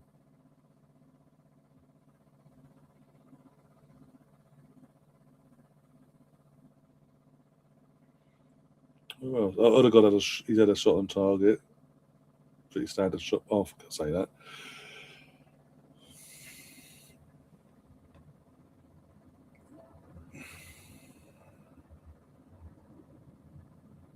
Pass it. Go on, Nonny, go on, Nonny. Have a pop. Save from the keeper, almost a second goal from Nonny Madueke. Ball in. And again, up in the air. Boot it.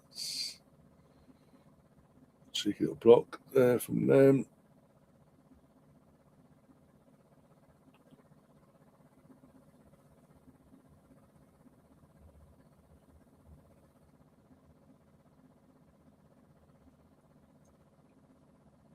Ball over the top to Gabby. Oh, bloody hell, Gabs. Half time at Bernabeu, 1, Mildred 1, Man City 2. We're seconds away from half time here as well. Just bear with us as we pass the ball around the back. Yeah, we're just passing it around the back. It's half time. Hi, Chris. How you doing?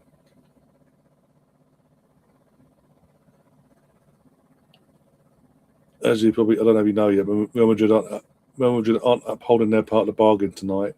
They were initially, and then they've decided to drop their arse in the last 10 minutes.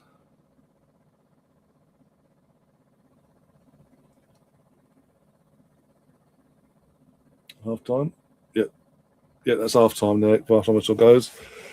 Arsenal 1, Brugge 0. Nonny Madueke with an absolute thunder bastard of a goal. What's that about? I think now. A 25 minute mark. Got the ball on the wing, took on a few defenders, running into space, opened up his body, laced it. No keeper was saving it. Put it that way. Top bin, thank you very much. And yeah, 1-0 to the Arsenal. What more can you ask for? How's Napoli getting on? I think they were losing. Last time I checked, they were losing. Let's have a look. Also, wait for John to pop in a sec. Please, half-time chat. Half-time Benfica 1, Napoli 0, Bayer Leverkusen 1, Newcastle 0, Bruno Gomes Oggy. Athletic Club Bilbao, if you know, you know, 0, PSG 0, Dortmund 1, Bodo Glimt 1, obviously we're winning 1-0, Juventus versus Pavos is 0-0, and obviously, as I mentioned already, Real Madrid 1, Man City 2. Chris says he's watching Pavos. Oh, yeah, because Stipius, yeah. Isn't that where David Luiz plays now at Pavos? Yeah. Can't really complain. I mean, no, I can't really complain, but the only complaint I can really say is about 10 minutes of the last 10 minutes or so of that second half. The second half, that first half, sorry, we decided to let them have a bit more of the ball than I'd like, and let them create opportunities. Nothing's come of it so far, but still creating opportunities and having shots and get a bit of confidence, so I say. Within the last 5 minutes of the second, the last 5 minutes of the first half, we took the control back and started opening them up again. Just couldn't get the final touch to put it in the net.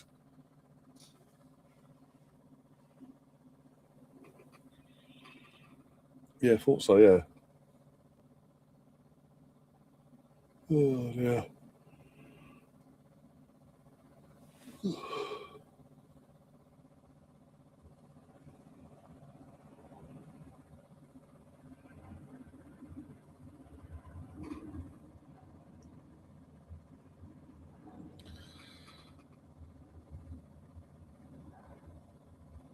Villarreal, drew Paphos have only lost once this competition so far. Beat Villarreal, drew with Monaco. No, not do, by sounds of it, not doing too bad then. With 2 games to spare as well. After this, I mean. Oh dear.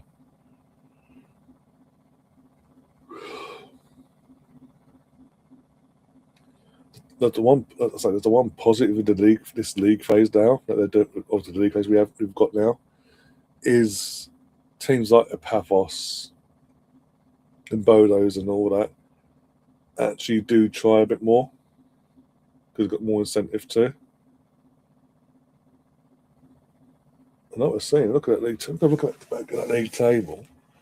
As it stands stable, let's have a look now. It's not even Joel. No, Joel got a bed or something. I don't know. Or it might be his boy put bed first. I don't know. Trying to think. What am I doing? By the way, Bristol City 1, Leicester 2. After into the second half on that one. So let's have a look as it stands table. Obviously, Arsenal are top on 18 points. You've got Bayern on 15, PSG as it stands on 13, Man City 13, Atalanta in 5th on 13, Inter Milan 6th on 12 points, Real Madrid 7th on 12 points, Atletico Madrid are currently 8th on 12 points. Liverpool have dropped into the playoff spots currently in 9th with 12 points because of their goal difference or something. I don't know what's going on there, but still, whatever. The playoff spots, you've got Liverpool, Dortmund, Knuckle Draggers, Leverkusen, the Chavs, Sporting, Lisbon, Barcelona, Newcastle, Marseille, Galatasaray. That's it. Let's have a look. 1, 2, 3, 4, 6, 7, 8, 10, 11, 12. Marseille 17th. Galatasaray, Monaco, and PSV.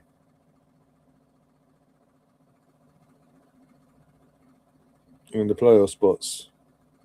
Juventus are outside, as it stands outside the playoff spots by a point. I mean, look at Karabakh. So there's 22nd, Pavos 23rd, Napoli. Napoli pouring so far.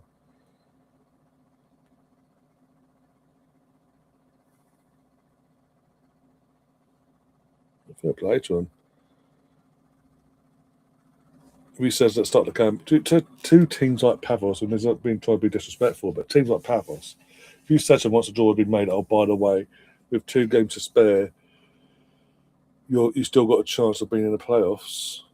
If results go your way, it's kind of in your hands the way things are going. They'll just touch your hand off.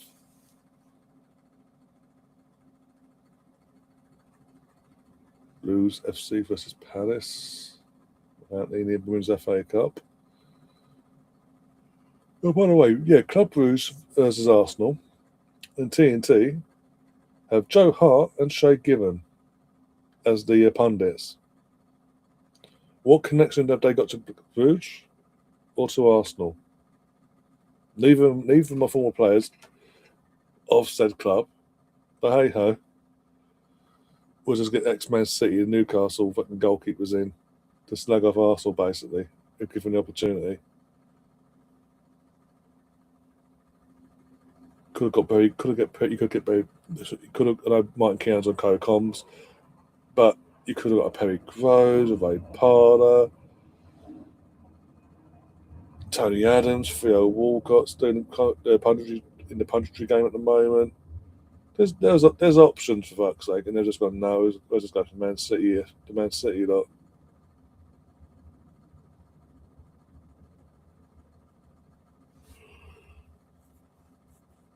Yeah.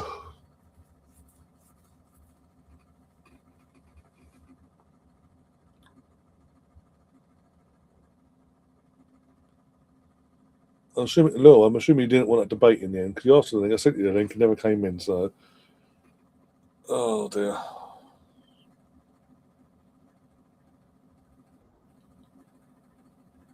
As soon as I say that, hubby's back. The hubby's backstage. There we go. Yeah, evening. How you doing? Not bad, yourself. Yeah, not too bad. Let's wait for the. Tell him I was ignoring him. I was just about to jump the bath. She was just about to jump in the bath. Fair enough. So what's this I hear anyway? You think that Chelsea could beat us with only £8 million? You'd think, but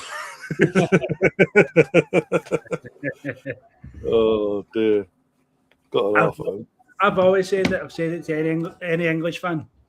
Do Rangers and Celtic, but you just get we do no problem.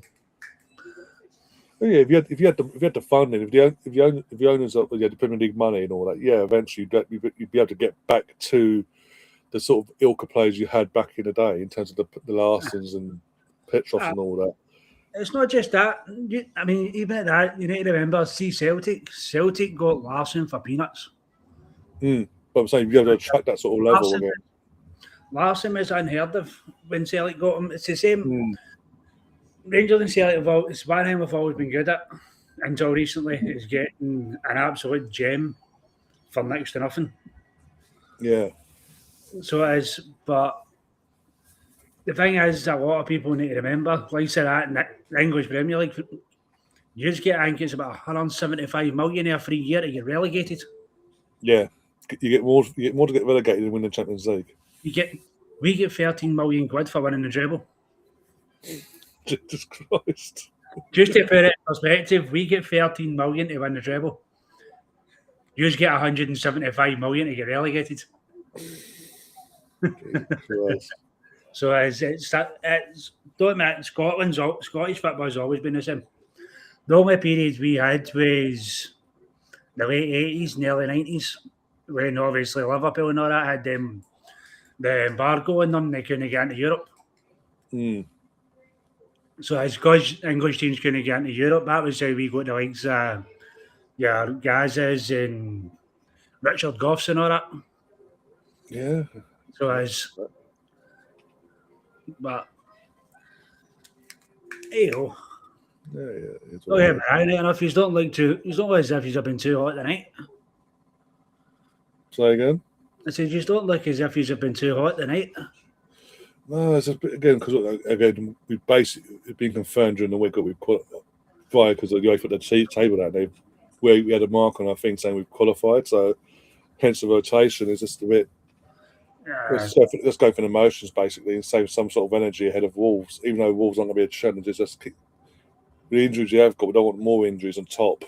It's like don't keep stretching this squad depth that we have to its limits. Put it that way. That's what I've been saying. If we were to get a 2-goal cushion, that's the only way I can see Jesus coming on tonight. Otherwise, he'll be saved for Saturday. Wolves are that bad, people. Wolves are that bad. If Man United can look somewhat decent on Monday night, just gone, you know you're bad. I suppose looking at that, I use are really playing for the Knights to finish top of this Champions League or whatever like call it these days. Yeah. Yeah. Even then, I suppose even then as well, it's you look at the teams and it's pretty much what you were expecting to get into that sort of. Well, yeah, I was just saying. I'm not going back to the table deck now, but Bayern Liverpool currently dropped to 9th. You look at the table this year as it stands.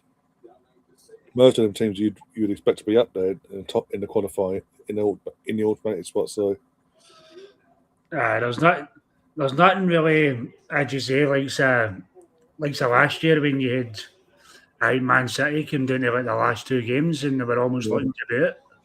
This time last year, as I say, Man City, Real Madrid, and PSG all on the verge of respectively being knocked out on final match day. Just results went their way in the end. Even then, two of them had to play each other in the playoffs.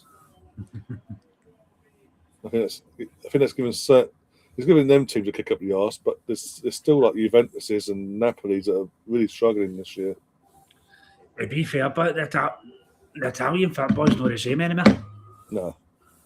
I remember, obviously going back years ago to when I was younger, and it was the Serie A you had on I think it was ITV or Channel 4 that had it. The Goal Channel 4, that was it, Channel 4. I remember that, the Goal I used to sit and watch it every Saturday, and you used to sit in absolute awe.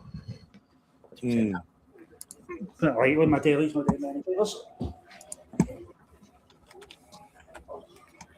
But you look at it and it's they're in a bit in competitions, but like I said, years ago, you used to travel like the San Siro and stuff like that, and you used to properly fear going to the places. Now it's like, you know what, let us shoot my shot. Yeah. I mean, as you say, it sounds. The fact that they even talk about knocking down the San Siro to rebuild and be such a modern-looking stadium is a joke. But it is what it is.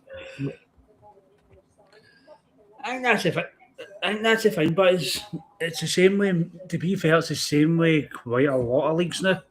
Yeah. Even like France, prime example. Yeah. They're in what you would call terrestrial TV. Won't even take their league. No, they're one of the top leagues in Europe, but no one, it seems, outside even as you say, terrestrial TV in their own country, wants to actually show league and football. So I think for looking at all that sort of stuff, you're like, it kind of puts. I suppose it's built a gap where, like, obviously we're even experiencing it in the UK.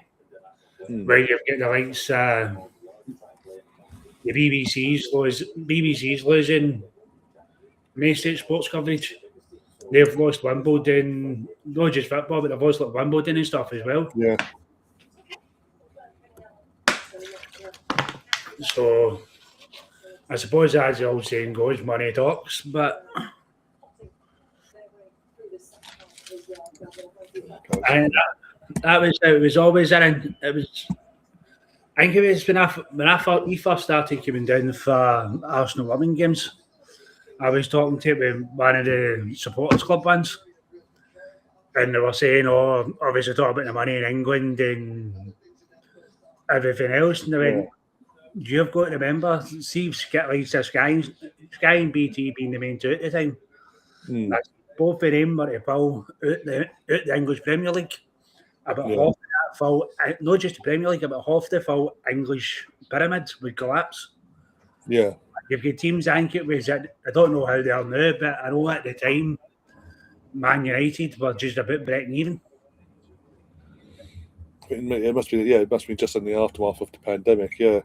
So everyone's sort of adapting and trying to get their money back from what they lost that year and a half of no fans and all that.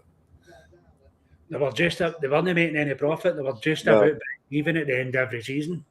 Oh, lowers that me. So the other half of that, we don't know. That's Chelsea game or us. Oh, Zuby, going in. Head up, 2-0. Thank you. 90 men to vacate. Do what Victor sort of be doing. Put it that way. Game over.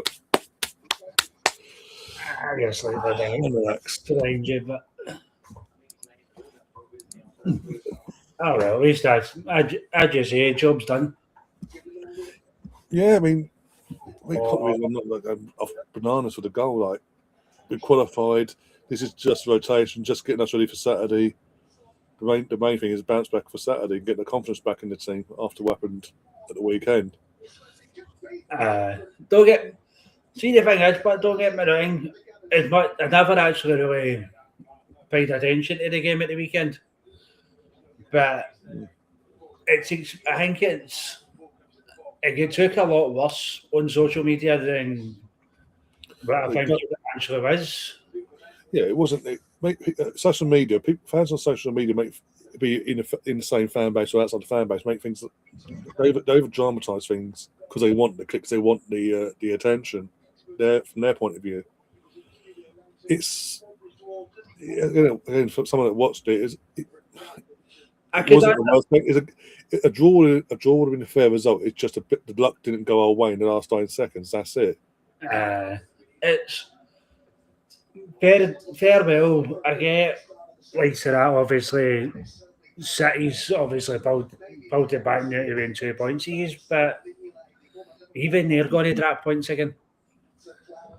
It makes it. I get for obviously from an actual fan perspective, it's like as the old saying goes, squeaky bum time. But for the actual, for like that, a mutual, it makes it more interesting.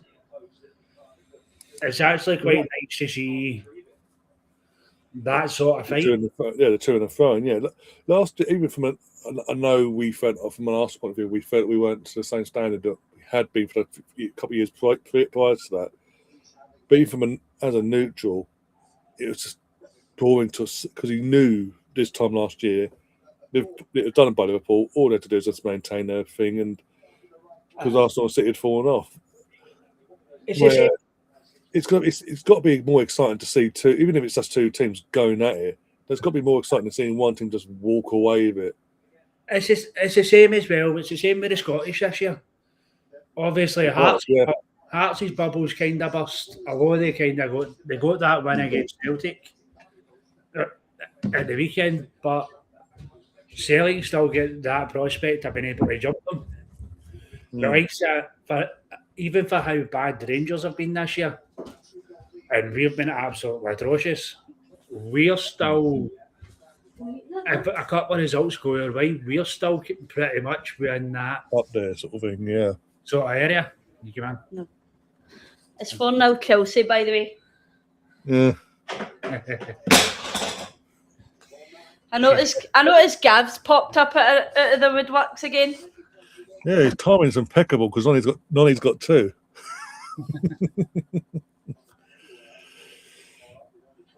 And also, again, it's over dramatising things. Arsenal, the men's in general, but Arsenal aren't going to win every game in the title race. Just getting over the line. We're not going to. That's not how the league is these days. He's only 22 years ago when we actually did what we did. He's actually more competitive now, so you're gonna drop points. You're gonna lose the odd game here and there. We had up till Saturday, we hadn't lost a game in all comps in 19 games. Just like Celtic are going to do this season. We'll see. We'll see you crawl back to it, Ryan. Why do I call back? I've no connections with Celtic, Rangers, or Hearts. I'm just a neutral. Only when it comes to me and Rosie. Is that what you're saying? I'm just enjoying that Hearts are giving it a go at the moment.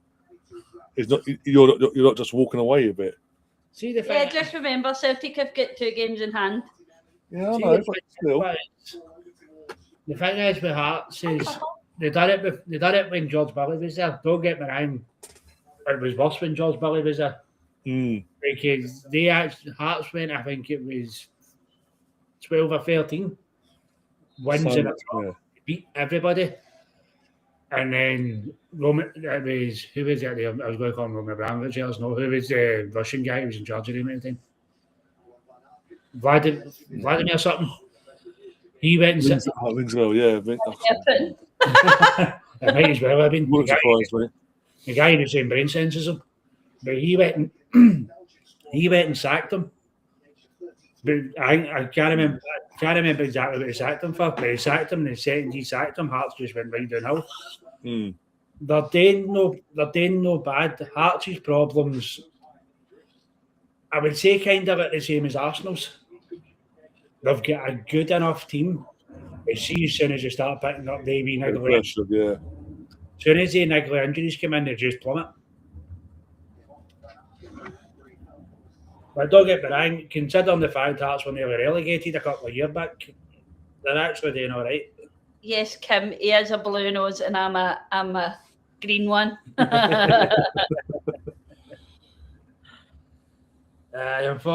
Unfortunately.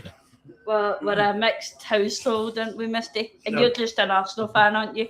I wouldn't even say that. It's unfortunate. The unfortunate is I am a Rangers fan. And you're just an Arsenal fan, aren't you? I'm just here. And she's got her Arsenal bone. Oh, Why are you even like that? What are you panting for?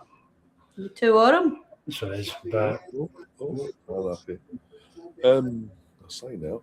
But I mean, obviously, what are your thoughts on the new Rangers boss, by the way? It's kind of hard to judge him because The mess he inherited. It's not his teammates, but he's inherited. But he's not. He talks a good game. I will say that he talks a good game, but it's until he can bring in his players, his own players, is when you can judge him. Yeah, and that's just going to be most of the Sheffield Wednesday players. So it is. But to be fair, they are good. There's some good players there. Just they've been screwed over by a dickhead owner at that club. To be fair to him, the results he's managed to pull in, he's actually got a no bad record so far. And I think he's only got one defeat to his name. In terms of the league and stuff, he's the league and that, he's unbeaten. It's just the draws. It's constantly a draw. Yeah. And I think it's the same sort of sense. It's very predictable because there's only so much you can bring on. So it's like you kind of know his subs before he's even made them. Yeah, but his hands sort of forced at the moment. Yeah. So but a day you've got to give him a chance. But the owners did. The owners, as soon as they brought in Russell Martin, they completely. I mean, Russell Martin was the baked cake with all the icing and decoration on it. And the cherry on top was when they went to Everton and the lads see that guy that scored 1 goal in 3 years, going to use him for £10 million. Yeah. He's literally scored. I think it's 2 or 3 scored.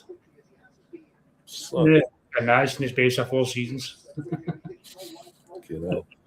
So that tells you how bad it is. Yeah. But how the good old side. 3-0. Go on. Martinelli, thank you very much. I didn't want to spoil it. You see, I always spoil it. I know it's usually Jonesy. Minutes ago, you scored the third.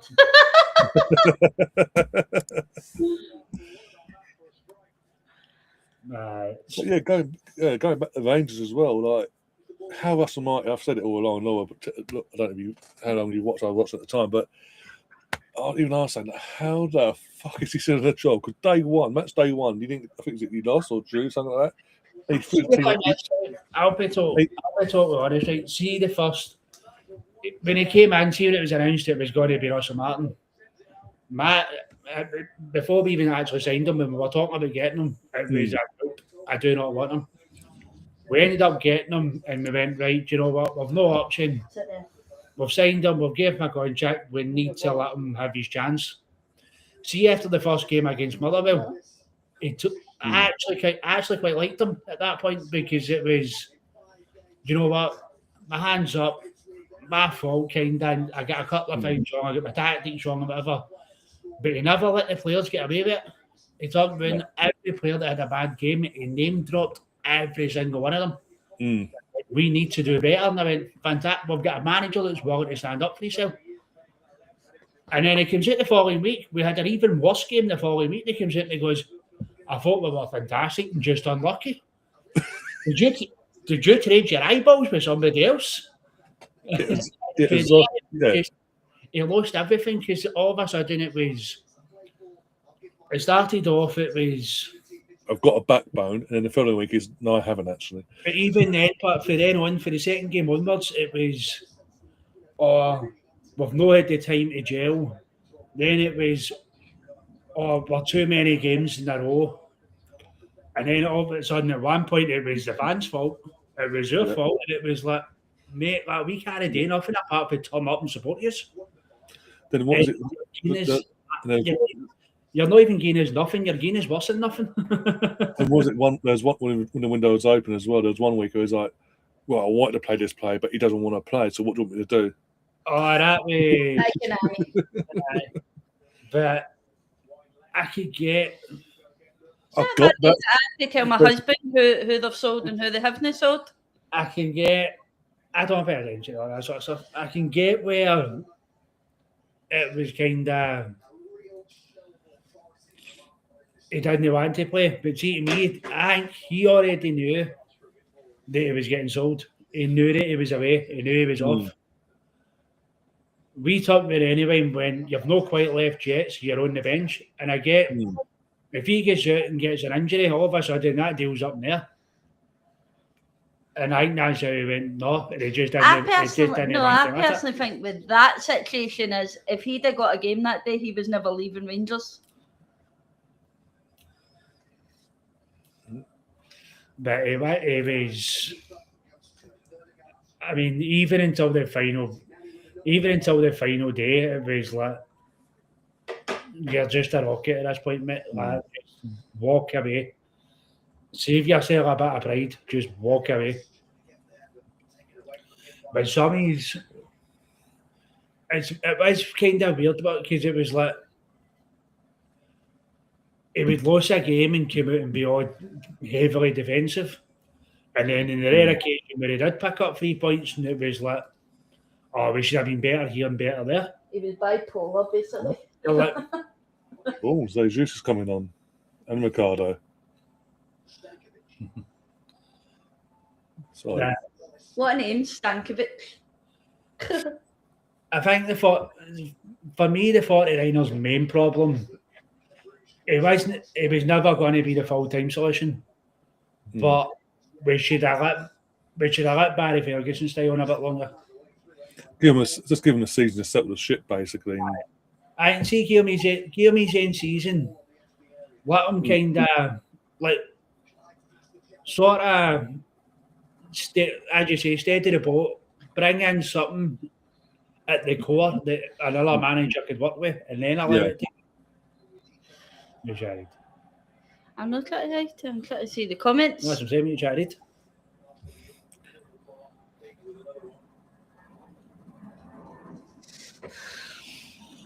Yeah, Gav, I think Kim was on about your men's team last night. Let's not ignore that.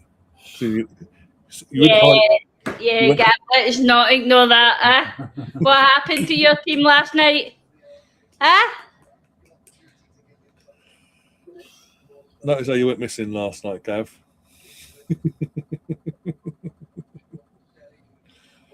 It's amazing when Chelsea when Chelsea lose, by the way, you don't do videos in your channel. Yeah. But when Arsenal lose, send me the clips. And saying that though, what's happened to your team the last few results? It's 1-1 with Atletico and Bayern. 1-1 now.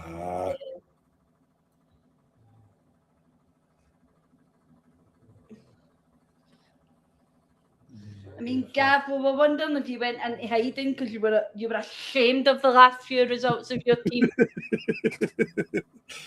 Even the girls lost on the weekend, Gav. What's going on? Yeah, exactly. And I mean, my team, Celtic, gets beat at the weekend, and here I am with a brave face. And you ran away for weeks.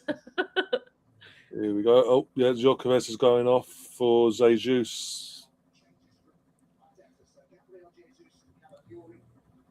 So, yeah, is it January? So, yeah, just 10.5 months since he's been out. He's off as well. Lopez is off as well. Oh, Cape. Yeah, Cape's going off. Okay. Come on, Gabby. Yeah, be nice to see him back. Calafiori at centre back. Don't get me wrong. Looks like it. I'd say so. Yeah, left centre back.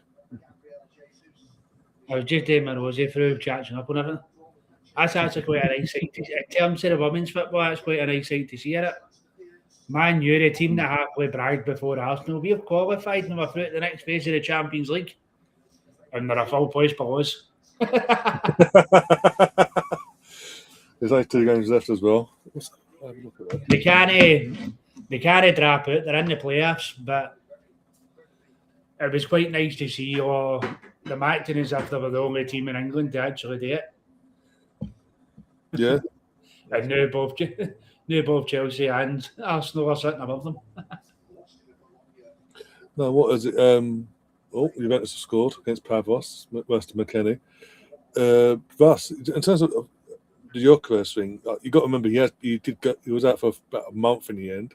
So what we're getting somewhere. It's gone backwards there. So he's trying to get his confidence back up now. Yeah. Becker's not playing yet, Ken. He's on the bench. I'm surprised it's only 1-0 with Leon though. I thought once they got the first goal, the floodgates would open against United. I think Leon's kind of the same, but he's the way Arsenal men are, right? They know they're through. They've done it. Yeah. So there's no need to really risk anything. It's more so, I think, at this point, just kind of playing for pride.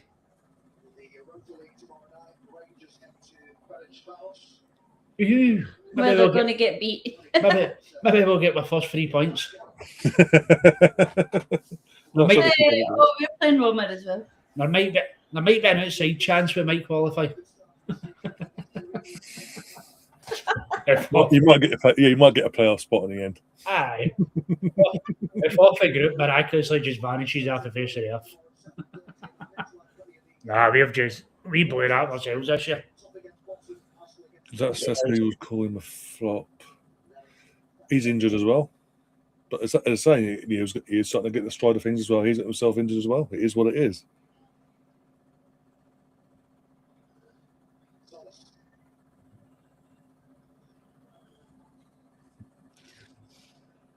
Gav's just jealous that his team on the doing too well this December. We always fall off in December. Yeah, I saw that. I'll say this though, Gav. I'd rather have Gyökeres in my team than Liam Delap or fucking the other guy. Oh, fuck! I'll give his name now. Your Brazilian flop, 5-minute wonder from Brighton. Pedro, what his fucking name is.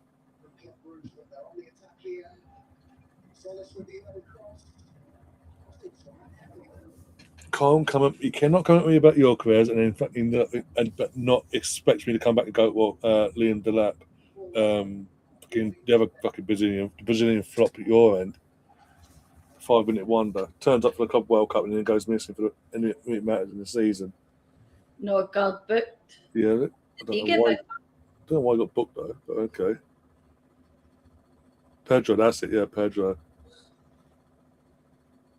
But as I say, I'd rather have Victor in my team than your two. Because at least prior to his injury, he got a few weeks back against Burnley. Prior to that, we're starting to get somewhere with him. It is what it is. Right, switch off, lads. Wake up. Get rid of it. Oh.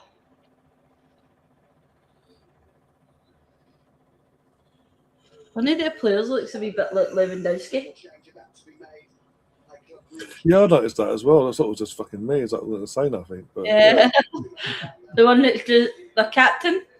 That's the one, yeah.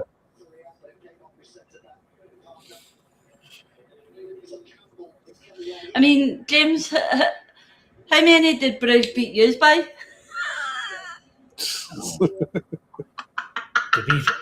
To be fair, the local nursery team could probably beat us by about 4 or 5. That's just genuinely the thing, right? And don't get me wrong, it drives a good few of our family members up the wall when it comes to football. See, when it comes to Rangers, see, when I was younger, I would throw the toys at the practice. Like I said, I'd say like maybe Rangers, you win a year for me for about a fortnight. But now it's like, I don't even. All you can do at this point is laugh. We're genuinely that poor. And it's like I said, your anyway, cousin Craig loves having a conversation with me about it, doesn't he? Yeah, When we see him. the thing is, my cousin Craig could have a go at Rangers fans. He goes everywhere with Celtic. The thing Craig likes about me, but is you can have proper. I'm one of the ones. I'll tell you, if Rangers get away with something, I'll tell them and go, we get away with it. I've no like Mace fans that'll turn around and go, well, no anything. I wish I stole more or anything like that. If it's a home, if it's a home ball and it doesn't get gave, if it's a home ball, we get away with it. That fucked up. What James is admitting there as a Rangers supporter is before Bar came into Scottish football, Rangers got a lot of penalties that they shouldn't have got. That became one of the highlights of Twitter. I think I actually trended at one point penalty at Rangers. Sounds like Man United in the Premier League back in the day. Yeah, Hearts are the biggest team in Scotland. Nah, mate, even Hibs are better than Hearts. I takes a lot for Hibs to be better than somebody. Come back to us when Hearts can fill their stadium with Celtic and Rangers. Hearts are, as we say, Hearts are. They said that Gav is only saying that because they know it would wind somebody up, but Glasgow is going to be turned around this season. Hearts are for Edinburgh, so they'll no turn. I was going to say, yeah, put you in part of the country there, Gav.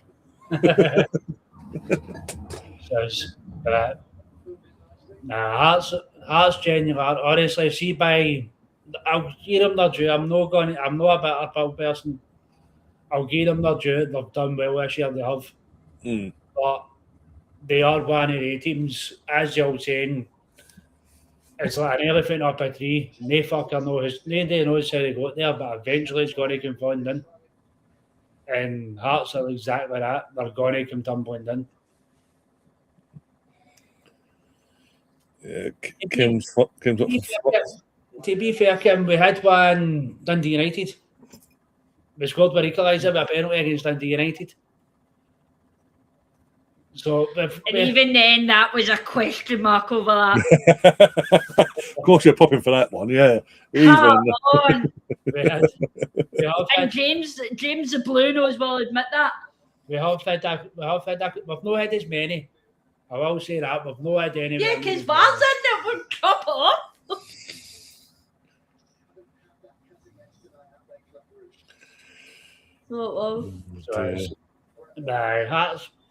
Hearts will. If Hearts are still, if they're still in the mix come March, I'll be surprised. Genuinely will be surprised. Yeah. Well, the next couple of games will be some more changes. Brugge Saka in 1 year. In November. Nathan. He's in 1 year, so yeah, Odegaard's going off and Mandwake. He's off as well. Yeah. But to be fair, it's a good. This season's been as much as it's been a kind of weird season in terms of both Rangers and Celtic having a stinker together. Gav, if you want to know, it's 5-0 to Chelsea women. You know they like to do well in the Champions League, but just don't win it. So to be fair, it's been a good. From Mitchell's perspective, it's been a good advertisement for Scottish football this year. So like I say, Rangers have been really, really poor this year, but we're still somehow we're in the mix and we're sitting, I think it's 4th or 5th. We're sitting, Hibs are in it as well, so it's anything could, between now and New Year, anything could happen, but if one of the two, if it's got to be one of the two outside the Rangers and Celtic, this is the season for it to happen. You'll not get a season like this. Listen, I'd rather see Hearts win it than Rangers win it. There we go. And that's by the way, Newcastle now 2-1 up against Leverkusen. Lewis Miley just scored. Are they? They were getting beat 1-0 before half time, weren't they? Yeah, Anthony Gordon scored a penalty just in the start of the second half, and then so he's just got an update saying it's 2-1 now. Ryan, look at Gav's comment.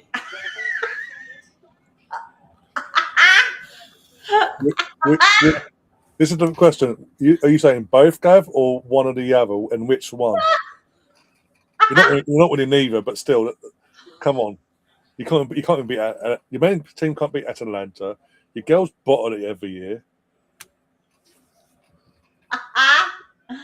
Poor Gav.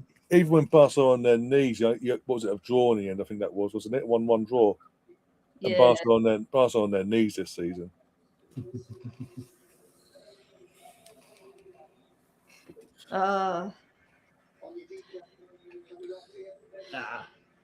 Gav, we will just remind the lovely people of the top that you like to wear.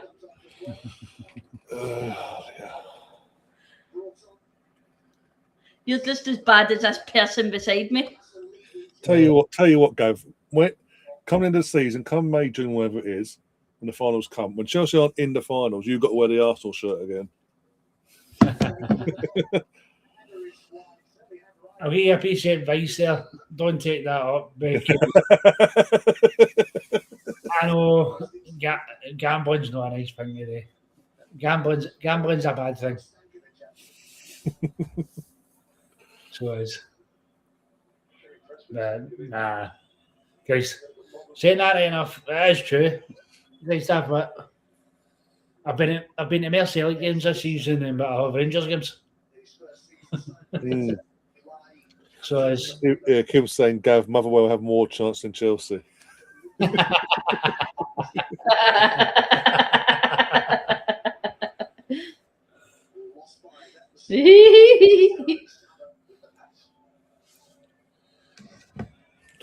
had no update from Madrid yet. What's going on there?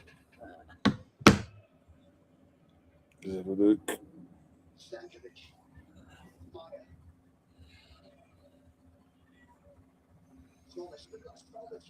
Still 2-1 City. Don't know, Brugge are pushing to get that goal. But if we are in the final, you've got to win it. You've got to win it. You've said you're going to win it. Not just get to the final. You've got to win. You've gone out there and said you're going to win both. You've got to win them.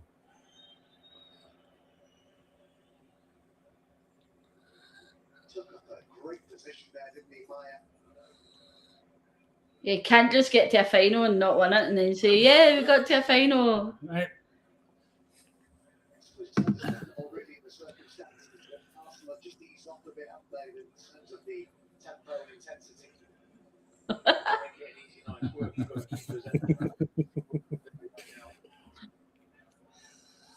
It's one thing I'll say for Laura.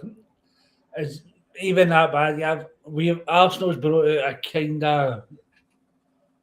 of bluish coloured tap this year, and I refuse to wear it. And that's an Arsenal top, and an Arsenal top that's blue, and Laura won't wear it. One sec. I'm not that bad in terms. Yeah, that's the one. Laura won't wear it.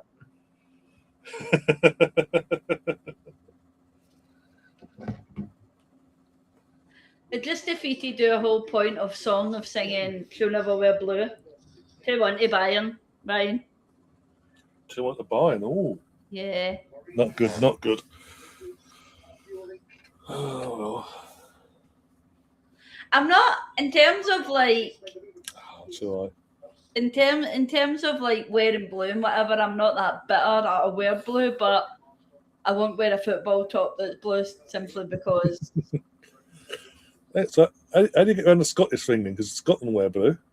Yeah, but that's a different shade of blue. Which kind of basically means that she'll know well Royal Blue. I remember just won a World Cup for it, by the way. So she won't wear Royal Blue. Oh, here goes making up the rules as he goes along now. Says, but if Arsenal don't win the Premier League, Ryan has to wear Spurs top. It's 2-0 to Leon. There you go. Normality's resumed. Mark Skinner's getting the sack. He's getting the sack. The fact that we're above them now on goal difference is hilarious after their fucking mouth and all that. They lose a goalkeeper and they're shit.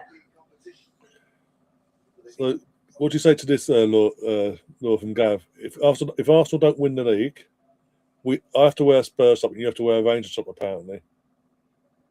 Who, me? This is what he says. Law has to wear Rangers top. I'd have to wear a Spurs one. If Gav wants to speak to my dad and tell him about me, then Gav can go ahead. Yeah, I'm not taking that one either. I'd rather. See, Gav, us Arsenal fans aren't stupid. We don't make like bets like that. Yeah, I'd rather pour bleach in my eye than wear a knuckle dragger shirt. In my defence, when I done it in Turkey, I was drunk and B, I wanted to enjoy my night. No. The fact is, the picture I have just sent you isn't even in Turkey, so that's the second time he's worn a Celtic top. Aye, that was a gambling one. So in Turkey, I done one in Turkey. We'd win.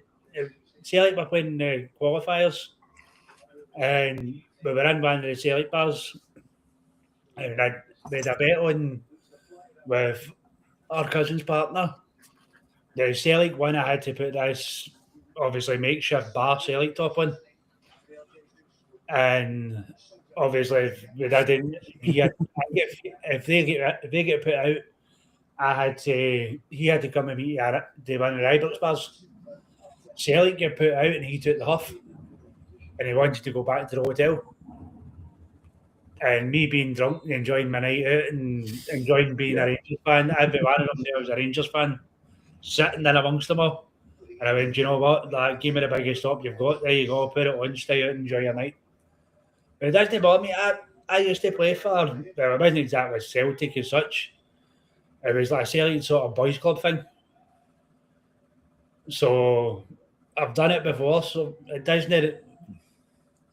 As I say, football's football to me. Don't get me wrong. Rangers are obviously my team, but I don't so much let the results these days ruin the rest of my week. Yeah. So.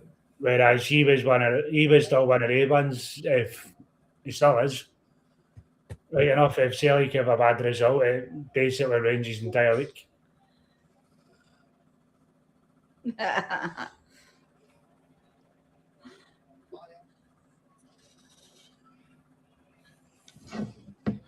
It's more bribery.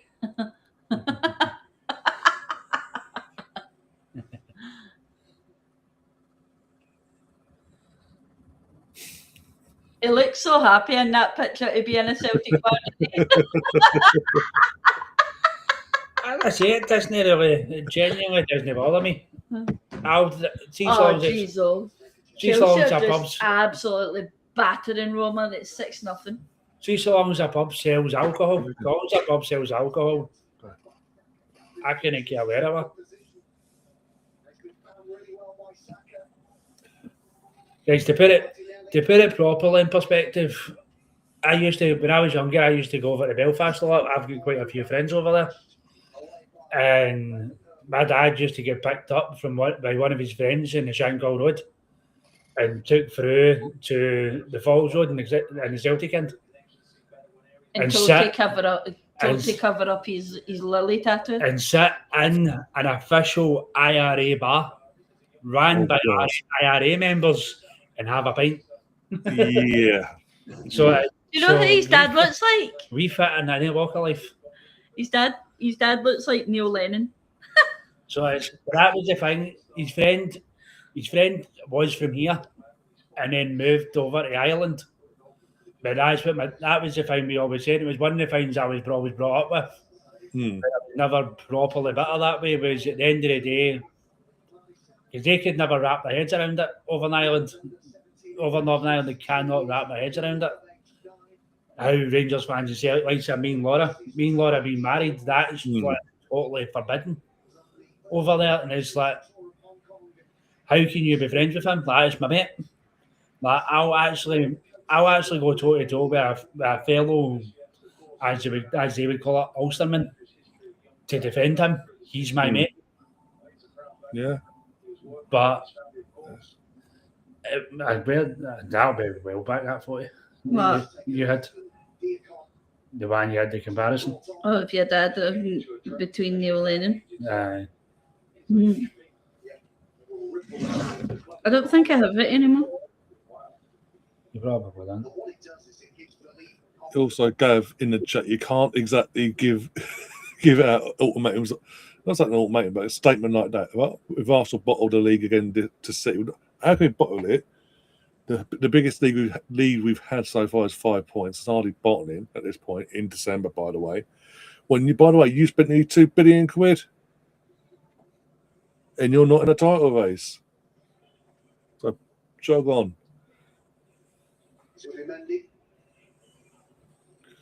By the way, Ben White's gone off, and academy prospects, Salomon's come on. Well, I know we've made changes there. That man again. Brilliantly done by Martinelli. Come on, Gabs. Look full of confidence in the second half. Maybe. No, I can't even do it. Wasn't that either? But she used to have one, and it was his current manager at Dunfermline, Neil Lennon, used to play with Celtic. It was a side by side of him and my dad, and the two of them. If my dad had a bit more hair, the two of them looked a spitting image. Bloody hell! And everybody's to say that is Neil Lennon's twin brother.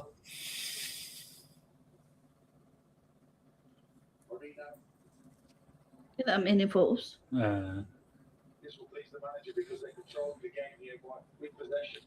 Okay, she'll get that many, and I had to delete off of me just to update my phone. How would it be a bottle? Genuinely, how would Arsenal be bottling it at this point?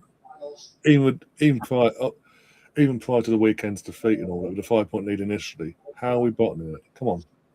You'd have to say it's good enough to do that. Clearly, there'll be tougher assignments as the competition. If it was like 5 games to go, I'd understand. But I was going to say if it was like 5 points, we would, as you say, we had 5 games to go or something. Then you could say, "Oh, he's bottling it," but not at this point. Christ, at this point in the season, even Liverpool could pull it back. Granted, right enough, all things was Premier League. We did an absolute nightmare of a season. There's still mathematically get a chance. You don't have it anymore. yeah, So it is, but as I said earlier, this year the leagues are a lot more. It's nice to see for a mutual. It's nice to be able to look in and go, it's tight, it's interesting. But I think at this point in time, it's anybody's for the taking.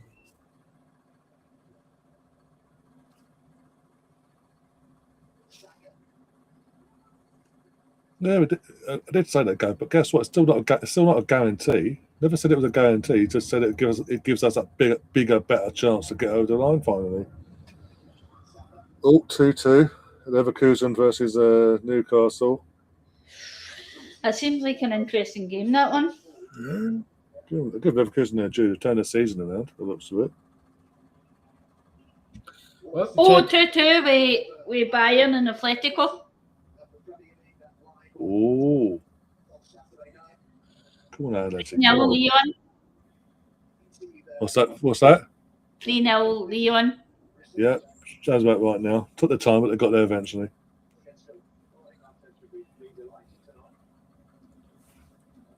Oh, dear. Imagine being a fan base giving it the big I am, and now they're behind the European champions in the league table.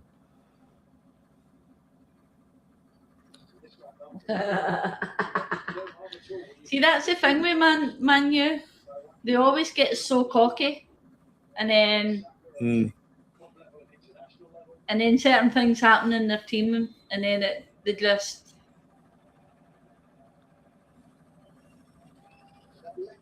don't perform properly.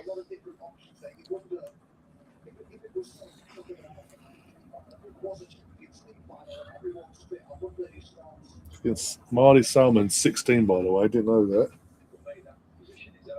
Another one of our secondary school year 11s doing their GCSEs this year. Sitting there doing these exams this year. About to start their mocks as well before Christmas. If that's still a thing.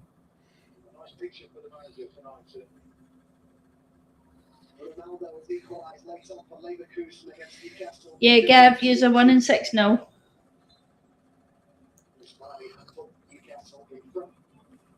But yeah, the important thing is, Gav, your undefeated league campaign is come to an end.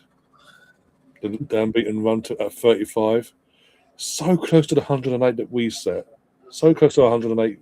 Yeah, but just remember that 108 was done in the era where we weren't professional, so it doesn't count. That's our fault for the football not being professional yet. How dare we even mention it? How dare a club have a history? Yeah. How dare the FA acknowledge it on their own website, because that's where I've had the information. Yeah, match ended to Chelsea 6-0.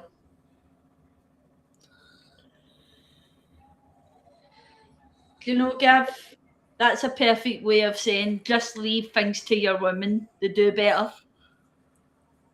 For now, anyway. Because when it matters, we know what happens with the Chelsea women's team. When it matters, they go higher like the men's team in Europe. As I say, if it can't be Arsenal to win it, I'd rather City win it. That's saying a lot. Oh, that was silly, Calafury. Yeah, didn't need to do that. I didn't need to do that.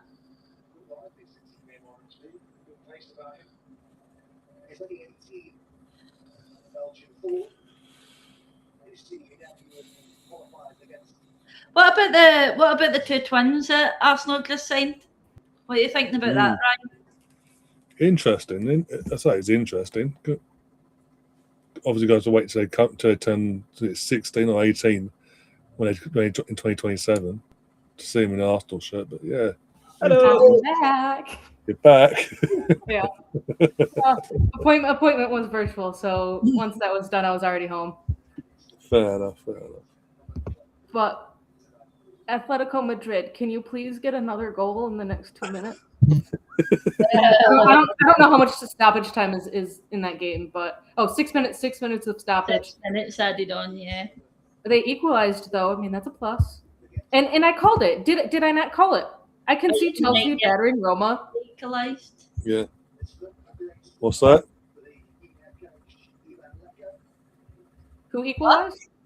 Right in the 90th minute, they equalized. Oh, okay. Yeah. Like, Leon just got a third goal. Yeah. I'm just trying to catch up on some of these. But Chelsea, I called it. Chelsea was going to batter Roma like 5-6-7-0, and they battered them 6-0. Unsurprising, but could have hoped for something there. Newcastle are drawing against Leverkusen. Goal was scored 4 minutes ago to equalize. Yeah, Gomado, yeah. Napoli is suffering against Benfica. Oh, have they? Yeah, 2-0. Oh, Benfica. I noticed it finished 0-0 with Paris Saint-Germain. What a save, the keeper. That's interesting. 2-2 with Dortmund. 2-0 to Juve. Game's finished. Oh, fuck! Unlucky one, yeah.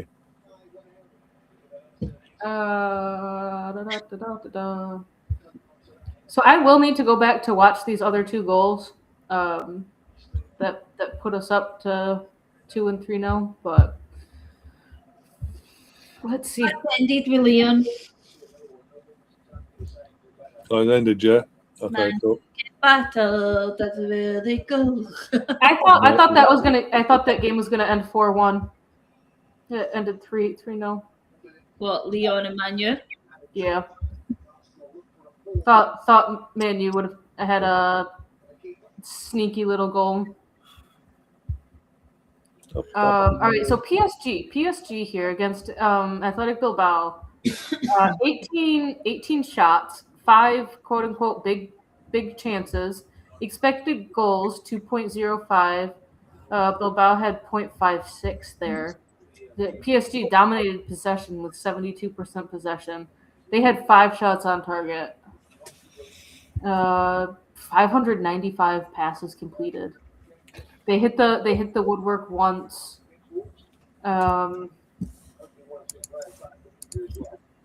PSG, looking at those stats and the scoreline, that is not a team that won the Champions League last year.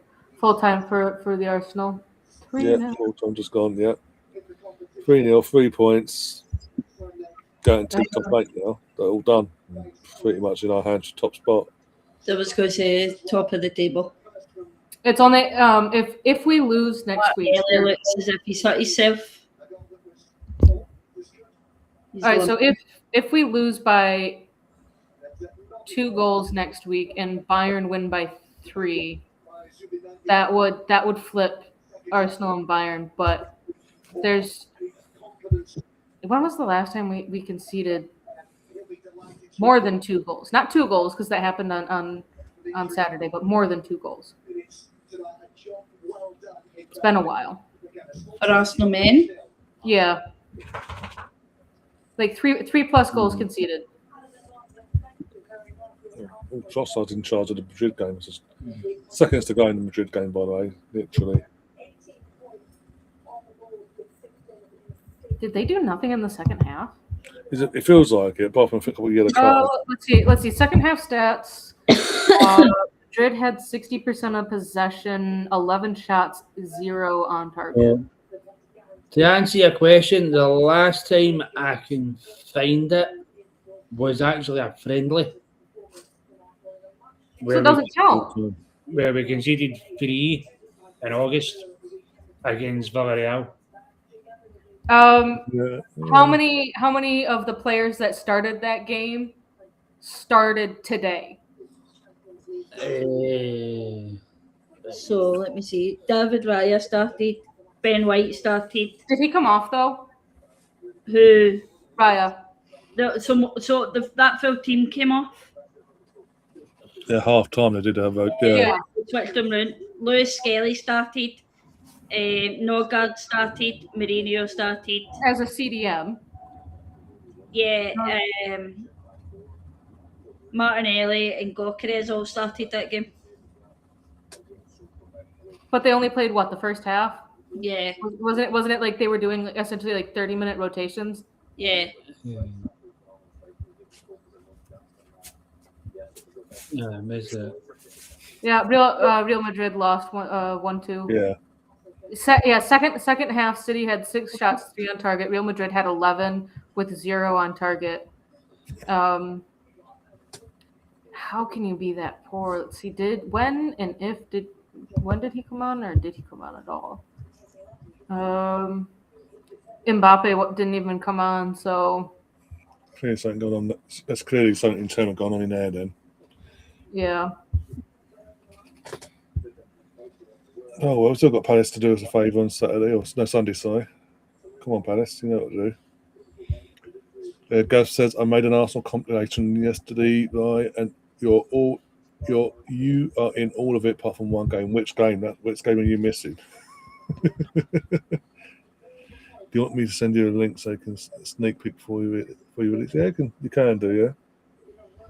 All right, so for the women's side, Arsenal are sitting 8th right now, on 9 points, behind Wolfsburg, but ahead of United because United conceded 3 today.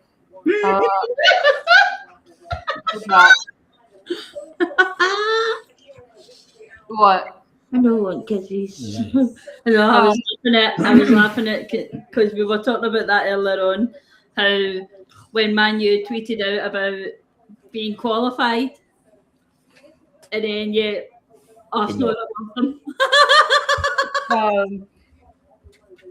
I think the problem with United though for competing in the Champions League is that they're doing this for like the first time properly and actually getting it into the competition. Because remember, last time they finished top 3 in the league, they didn't even make it out of the qualifying stages to get into the group stages 2 years ago. I don't think they have the squad to go far in 4 competitions this season. So I mean, I kind of expected this little bit of fall off because they started off strong with 3 wins. They beat Valerenga 1-0. They beat Atletico Madrid 1-0. They beat PSG 2-1. And I would have when the games were drawn, I'm like, Atletico Madrid, they could beat them. They could also draw them. PSG should beat them, but then PSG actually started playing, and we're like, yeah, no, PSG, no, they're just garbage. So, and then they lost to Wolfsburg. They got their asses handed to them 5-2, and they lost to Lyon. And now on top of that, they play Juve next week or 2 weeks. I don't know when the next games are, but they play Juve next. Yeah, it'll be next week. It'll be next week, don't we? So the 17th it all wraps up. So it'd be for so go ahead. The way it needs to work would be to get top 4 sort of kind of guaranteed. We're looking for Man U to do a turn against Juventus. We're looking for Real Madrid and FC 20. We could settle for. We could settle for a draw in Juve versus Man U, Real Madrid versus 20, Bayern versus Valerenga needs a draw. One that's basically kind of whistled on. I think Bayern will win their last game. So what we're looking for is Chelsea to lose. Wolfsburg to beat Chelsea. Chelsea play Wolfsburg. We need Chelsea to lose, Juve and Real Madrid to draw. You're right. Wolfsburg to beat Chelsea. Yeah, which could happen. Man U to beat Juventus. Real Madrid. The one thing about United playing Juventus is that if United win, Arsenal need to outscore them and make sure that if United score 5 against Juve, we're screwed if we only score 1 goal. So we need to stay at if United score 3 goals, Arsenal need to score at least 2. As I was going to say, you're batting Man U to beat Juventus, but not by much. Like a 2-1. Wolfsburg to beat Chelsea. A thumping. Can we just get Chelsea to get thumped? Not by much. We're batting Real Madrid and FC 20 to draw. Bayern Munich will beat Valerenga, so we can rule that one out. They're going to finish 3rd. All right, but here's the interesting thing though about Valerenga. Valerenga could potentially get into top 12 though if they win. And Arsenal to pull out. If Valerenga can pull off that miracle, we could afford Chelsea beating Wolfsburg. So if Valerenga win, if they somehow find a way to beat Bayern, then Valerenga and Leuven would be flipping spots. Because Leuven's sitting in 12th with 6 points. Valerenga has 4. They are the only 2 teams that do not have a guaranteed spot. But Atletico Madrid, they're guaranteed. Wait, would they? Well, they play Lyon, so they're gonna lose that. They're gonna stay at 7. If Leuven and Valerenga, Atletico Madrid could probability of them continuing on very high because the way in which for them to get dropped out would be Leuven and Valerenga to both win. because then they would both jump over them with. Well, Valerenga would need to score. What is that? 10 goals. So highly unlikely that Valerenga is going to do that. But Wolfsburg to beat Chelsea by 1 goal. Arsenal to beat Leuven by 4 goals. United to beat Juve by 2 goals, maybe 1. FC20 to play as dirty as they did against Arsenal and hold Madrid to like a 0-0. I'll take a draw there. Would prefer a loss to Real Madrid, but yeah. But I think the main thing is we need to firstly go out and do the one thing we ain't done in a long time, and that's kill a game. Blitz someone, yeah. Can't score the first goal and then sit back. Properly, if we can, I'd see if we can score 3 or 4 by half time, especially considering who the others are playing. I think getting in at half time and them having a wee cheeky check of the results will give them the fear. Because you've got, like that, Chelsea to get at half time, drawing with Wolfsburg, seeing that we are right up there, and if any sort of mess up, we're pouncing. Yeah. I think that will send the fear into them in the second half. But we do need, if we don't get the favour in terms of Bayern dropping points, we need to really outscore Wolfsburg. Because if we don't do that, we're just going to finish with. Wolfsburg will finish ahead in goal difference. So we need to, I think, a nice 2-3 early goal. And that will send the fear into Wolfsburg, knowing, right, we need to kind of get the win to get into those places as well, which in turn will hopefully knock Chelsea off the perk. So it's interesting enough to play for, but based on it, it's one of the ones. It's Arsenal need to do the one thing they don't do well, and that's actually do something. Actually, just not just get a goal and just sit on it. Literally get the goal, get the third, and guys just. To me, I could actually see Arsenal doing that, getting the goal. And that's it. We're qualified. We're in the mix. And just sort of leaving it at that. Yeah, I think the way in which Chelsea played today is the one thing that concerns me the most about playing Wolfsburg next. Because the way in which Wolfsburg played yesterday against Real Madrid was pitiful. And the ass whooping that Chelsea gave to Roma, I think Chelsea were trying to make a statement, but looking at some of Chelsea's past results, they're across all competitions, their last 5 matches, 6-0 win against Roma, 1-0 loss against Everton, 1-1 draw against Barcelona, 1-1 draw against Liverpool, a 6-0 win against St. Poland. So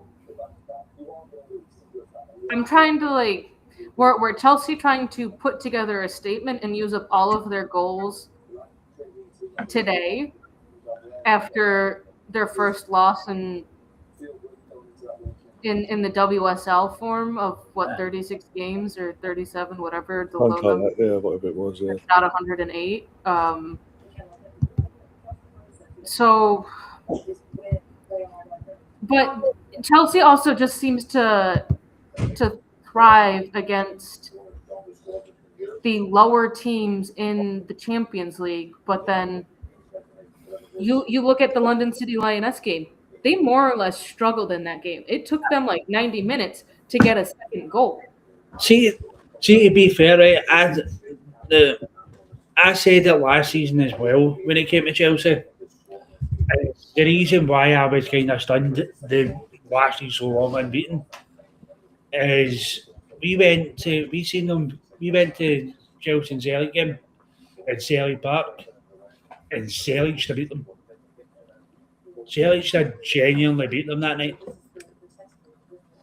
But it's the thing, that's what we were saying it in hybrid chat earlier about Chelsea. Chelsea's one of the teams.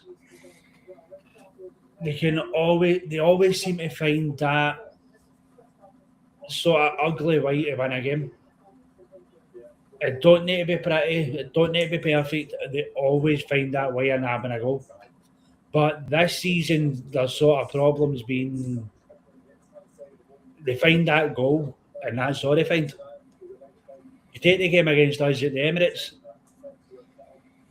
I genuinely feared the worst after they scored that goal at the Emirates, and they done nothing the rest of the game. And that's the way they've been all season so far. So I think Wolfsburg could do it. I think Wolfsburg can get something out of it. Wolfsburg's attitude's got to be the same. Let's face it, Wolfsburg aren't the team they were in the semi-final against us. They might not be the same team. They've got to have the same attitude as us going into this last week. We do our job of winning. Because if any of the results above us go our way, we're up there. Yeah. And it's the same, Arsenal's got to have the same attitude. Win. Because you don't want to walk into that changing room at full time knowing you could have put the results to go. If we'd actually went and won the night, we'd win the night to get into the playoffs. So Wolfsburg and Arsenal's getting in with the same attitude. And that's how, for me, I'm saying we've got to score more than Wolfsburg. I think they'll struggle. I don't think Chelsea-Wolfsburg's going to be a heavily scored game. I think it's going to be quite tight. Chelsea know they need that last win to guarantee top four. Wolfsburg know they get that win, there's a good chance they can get top four. So I think that's going to be quite tight. For us, we've got to, if we can go out next week, hit 2 or 3 before half-time, the teams above us will start to panic a bit. As long as we don't fall off in the second half like we did against Bayern. Yeah. We can't fall off. I think the best thing we can do, and it's not going to happen because you know for a fact every fan's going to be sitting doing this in that stadium. Let's just go. It's the best thing we can do is block out all the outside noise. Just go out. Yeah. An absolute goal scoring frenzy. Give that, as we say, we're due to give a team a battering with the chances we've had. Let this be that game. Go out, give them an absolute annihilation, and hope it's enough. Even if it's just enough to get 5th, it gives us a better chance. It also helps us out because as long as it's not screwed up and they made sure that the rules were fixed for the women's side. If we finish 5th or 6th, then it's going into a two-leg playoff or 7th. Like we will get the second leg home draw. That would be guaranteed. So, or do we want to? I mean, looking at the teams that are finishing below, because I don't know how the draw is going to end up going for the playoff legs. Like, would we have the potential of playing Leuven again? I don't think so, but technically it could happen. Or like, what are the exclusions? Like, you can't play teams that you played in the league phase, but then I think they might struggle with that because some teams did, like Leuven. I think Leuven, they are the dark horse. Compared to what everyone was thinking, they've overperformed. Oh, it's the small team from Belgium. It's going to be an easy win. And they're over here sitting on 1 win and 3 draws. Like, I'm going to see if I can find that now, actually. What? How it all works with it, well. What are we talking about here that Havertz is overpaid? Is that Well, what like, I don't know. This person has been in a stream before. They're going all off about it's how amazing. We're not even playing Liverpool. Arsenal can bottle, and how do you bottle a 7-point lead? And But the thing is, guys, that's a Liverpool fan, isn't it? yeah, Liverpool fan. Yeah. How are you sitting? Yeah. Right now? What about Isa? What about overpaying him? All right, this is one of my favorite comments. It's very sweet. Every season you claim a trophy that you never win. Why waste the energy? How dare we support our team? What trophy did we claim to win? I'm pretty sure if you want to take the time and go watch some of these watch-alongs that Ryan has been doing for years, and just go back to last season when, you know, we were back sitting in second place, or the season before when, funny enough, Liverpool were actually the big bottlers of the season. You go back and you look at those days sitting at the top of the table. The team with the most days sitting at the top of the table in the 23-24 season was Liverpool, and they didn't even finish second. So talk about bottling a lead. Also, this is the same Liverpool as a club back in the 13-14? Or the same Liverpool that just spent £220 million on 2 players that have a combined, goal and assists of 3 so far this season across, 12 games now? Yeah, more than that, actually, near 20 now in all comps. But no, this is the same Liverpool. Is that the same Liverpool that's stabbing their main man in the back at the moment? Yeah. It's just the same Liverpool when they had lots of Luis Suarez, Steven Gerrard, and with 4 games to go, had a 5-point lead, and didn't win the league. Sorry, Man City won it. Hey, you want to know something funny? What happened, Slippy G? Slippy Gerrard. Liverpool are sitting higher in the Champions League table than they are in the Premier League table. Is this the same Liverpool currently behind the really piss poor side of Manchester United and moving around in the league? Isn't it the same Liverpool that's sitting behind Sunderland? Because Liverpool don't know how to not concede goals? Wasn't that the same Liverpool that Blythe claimed to have been back the last game he was banned from? The same Liverpool that lost by 3 goals to Nottingham Forest 4 game weeks ago. We want Klopp back. He'll sort it out. Klopp has said that he's not coming back to the Prem. The Jurgen Klopp that's retired because it got too much mentally. Mental health wise. Is that the Klopp that you also nearly threw under the bus? Oh, Blythe, love. It's amazing. We don't even play Liverpool, and he's here digging us out. Nice to know that we live after the fan base and the channel lives rent thing. He has to run on an Arsenal channel and poke holes. Very few holes compared to his team, but still. Maybe if his team turned up this year, the £500 million spent, they'd actually turn up. And also, Gav, you're saying we spent the most out of everyone in the summer. Remind yourself of Liverpool on 2 players of their all the players they signed alone. 2 of their signs outdo what we spent.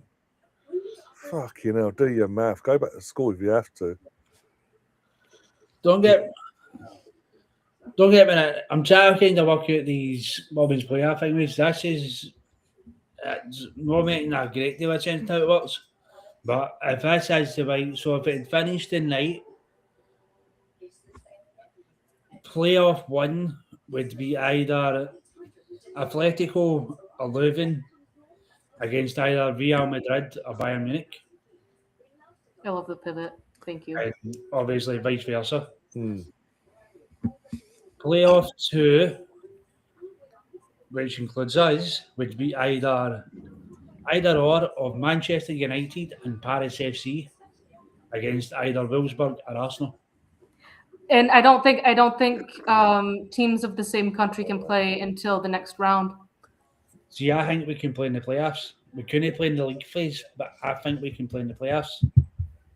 I don't know how it works. That's where I don't know. That's where it's because I know that like for the men's Champions League, you that's what the quarters. If for the playoffs, I don't think like Man City could play Newcastle. It's not really because this is just a sort of provisionally thing. It's not really making a lot of sense. Yeah, To me, what happens. Yeah. To me, I thought the way it would have worked would be like, so you've obviously got two things because it's confusing. Just do it like they do in the NFL and college football. 5 plays 12, 6 plays 11, 7 plays 10, 8 plays 9. See, that's the way I thought they would have been. So obviously, if it was a finish tonight, 5th playing 12 would be Real Madrid playing the team we play next week. Livid.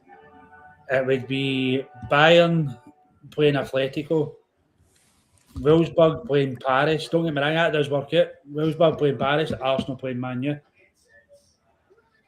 U. So that is the way it's working. So obviously, yeah, but I think they're going to end up doing a whole new draw. Because they're going to make a big production because they're going to do the playoff draw, and then they're also going to do the draw that says, okay, so the winner of playoff 1 is going to play against the team that finishes 4th, which right now is Juve. So say playoff 1 is Wolfsburg versus Paris FC right now, and so the winner of Wolfsburg v Paris FC is going to play the 4th place team, which is Juve. I think they're gonna go through absolutely everything and do one final draw. They're gonna do the playoff, who's playing in the playoffs. Then they're gonna go.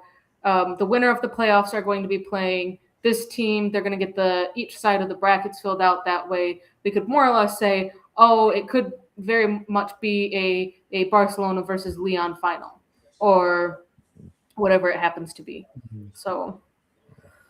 If it's the way, I'd just say if it's that way, if it's 5th phase plays 12 and stuff, yeah, it ends up being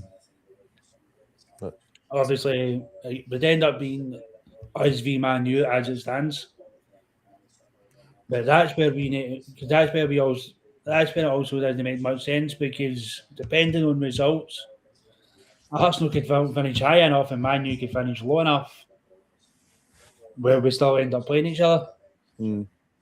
So I don't think, that's what's made me think, I don't think the countries are going to make a difference getting into this. I think it was just for the league phase where you couldn't play each other. Yeah. Because there's no really a great deal of avoidance. Because depending on results, you could potentially even end up having Real Madrid, both of which are Spanish. I wouldn't mind taking Real Madrid again.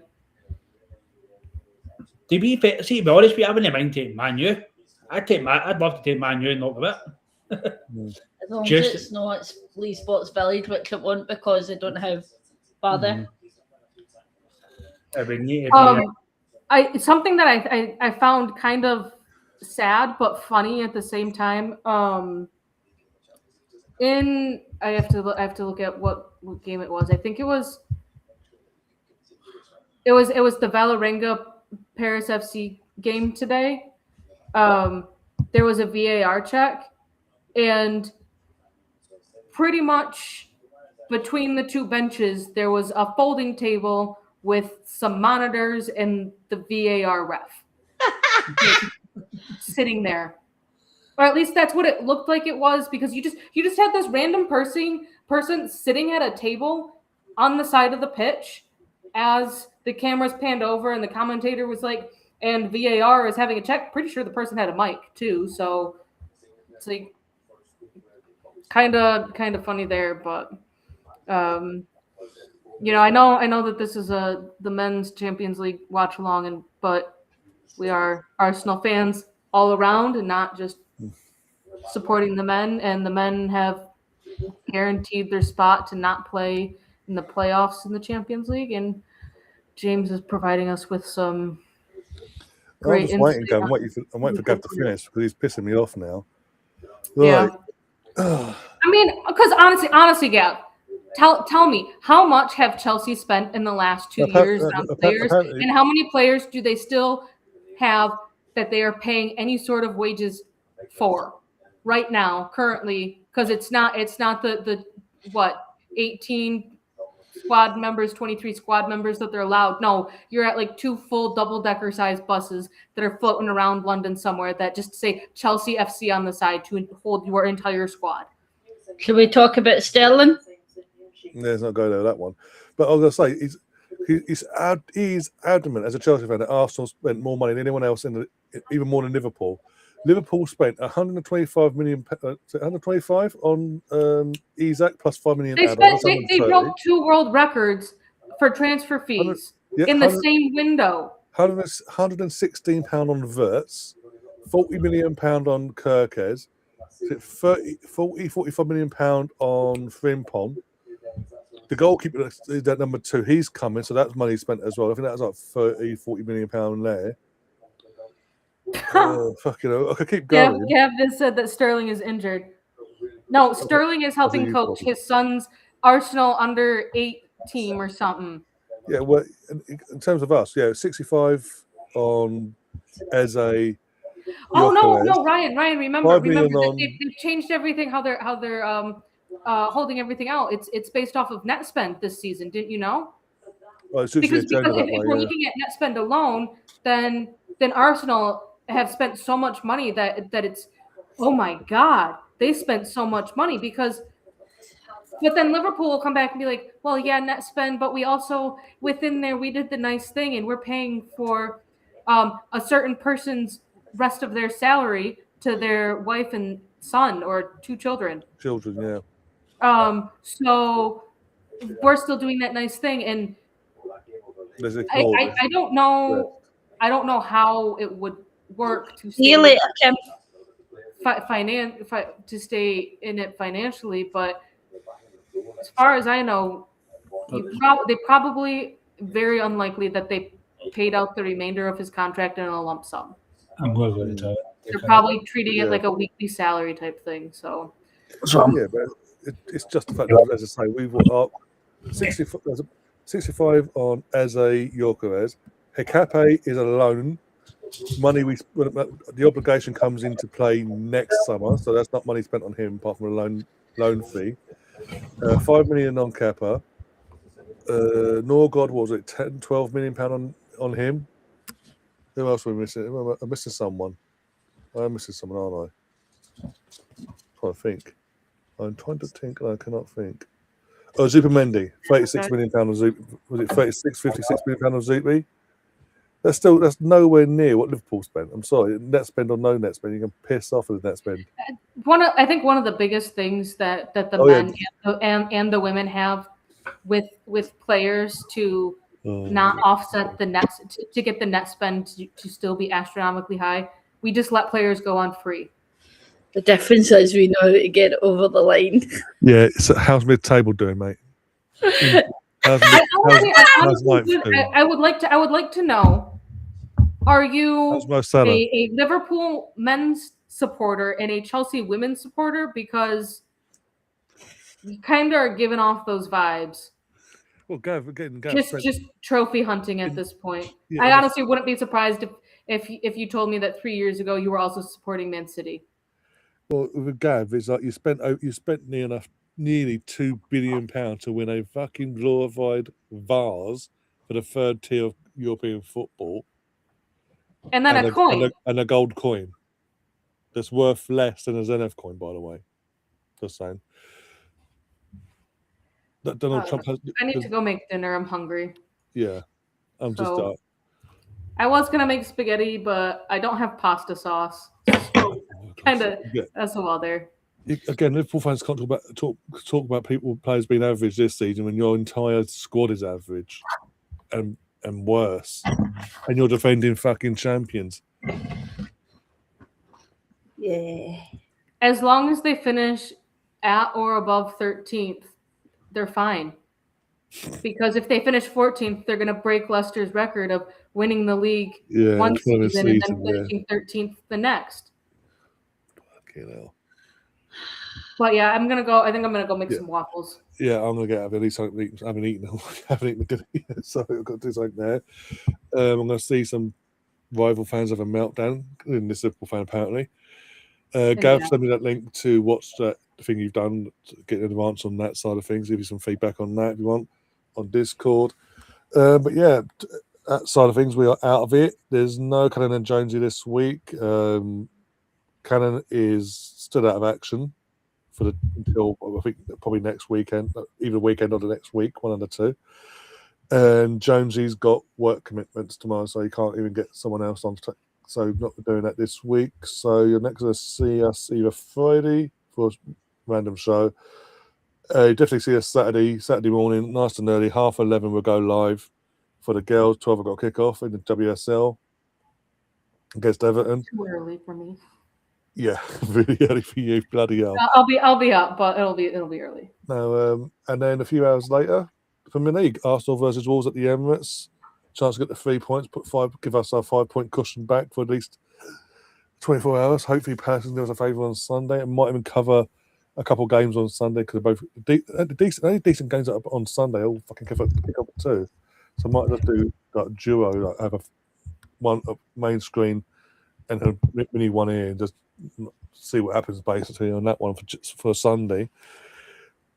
Plus Sunday you've got Manchester United women versus shit. Yeah. That could be a good game. Depending that one's 9:30 plus 5, 9:14. Depending on what Man U women are going to show up. Yeah, I was about to say it depends on Jekyll and Hyde basically. In terms of that, I'd want Man U to get beat. Yeah. So that means we can. So that then we could go ahead. That's a wee one at Everton. I think we're still technically ahead on goal difference. No. They're one goal ahead of us. So I got all that, and then on that note, I've got plenty of stuff coming throughout the rest of the week and going into next week. So if you haven't already, hit the subscribe button, hit the like button, share the content, and when these all render and do their stuff with YouTube, if you've got hype stuff for the week, hype the show as well. It does help out the channel a lot more as well. Other than that, guys, see you soon, and as always, even if you're Liverpool fans, enjoy yourself. Up the Arsenal.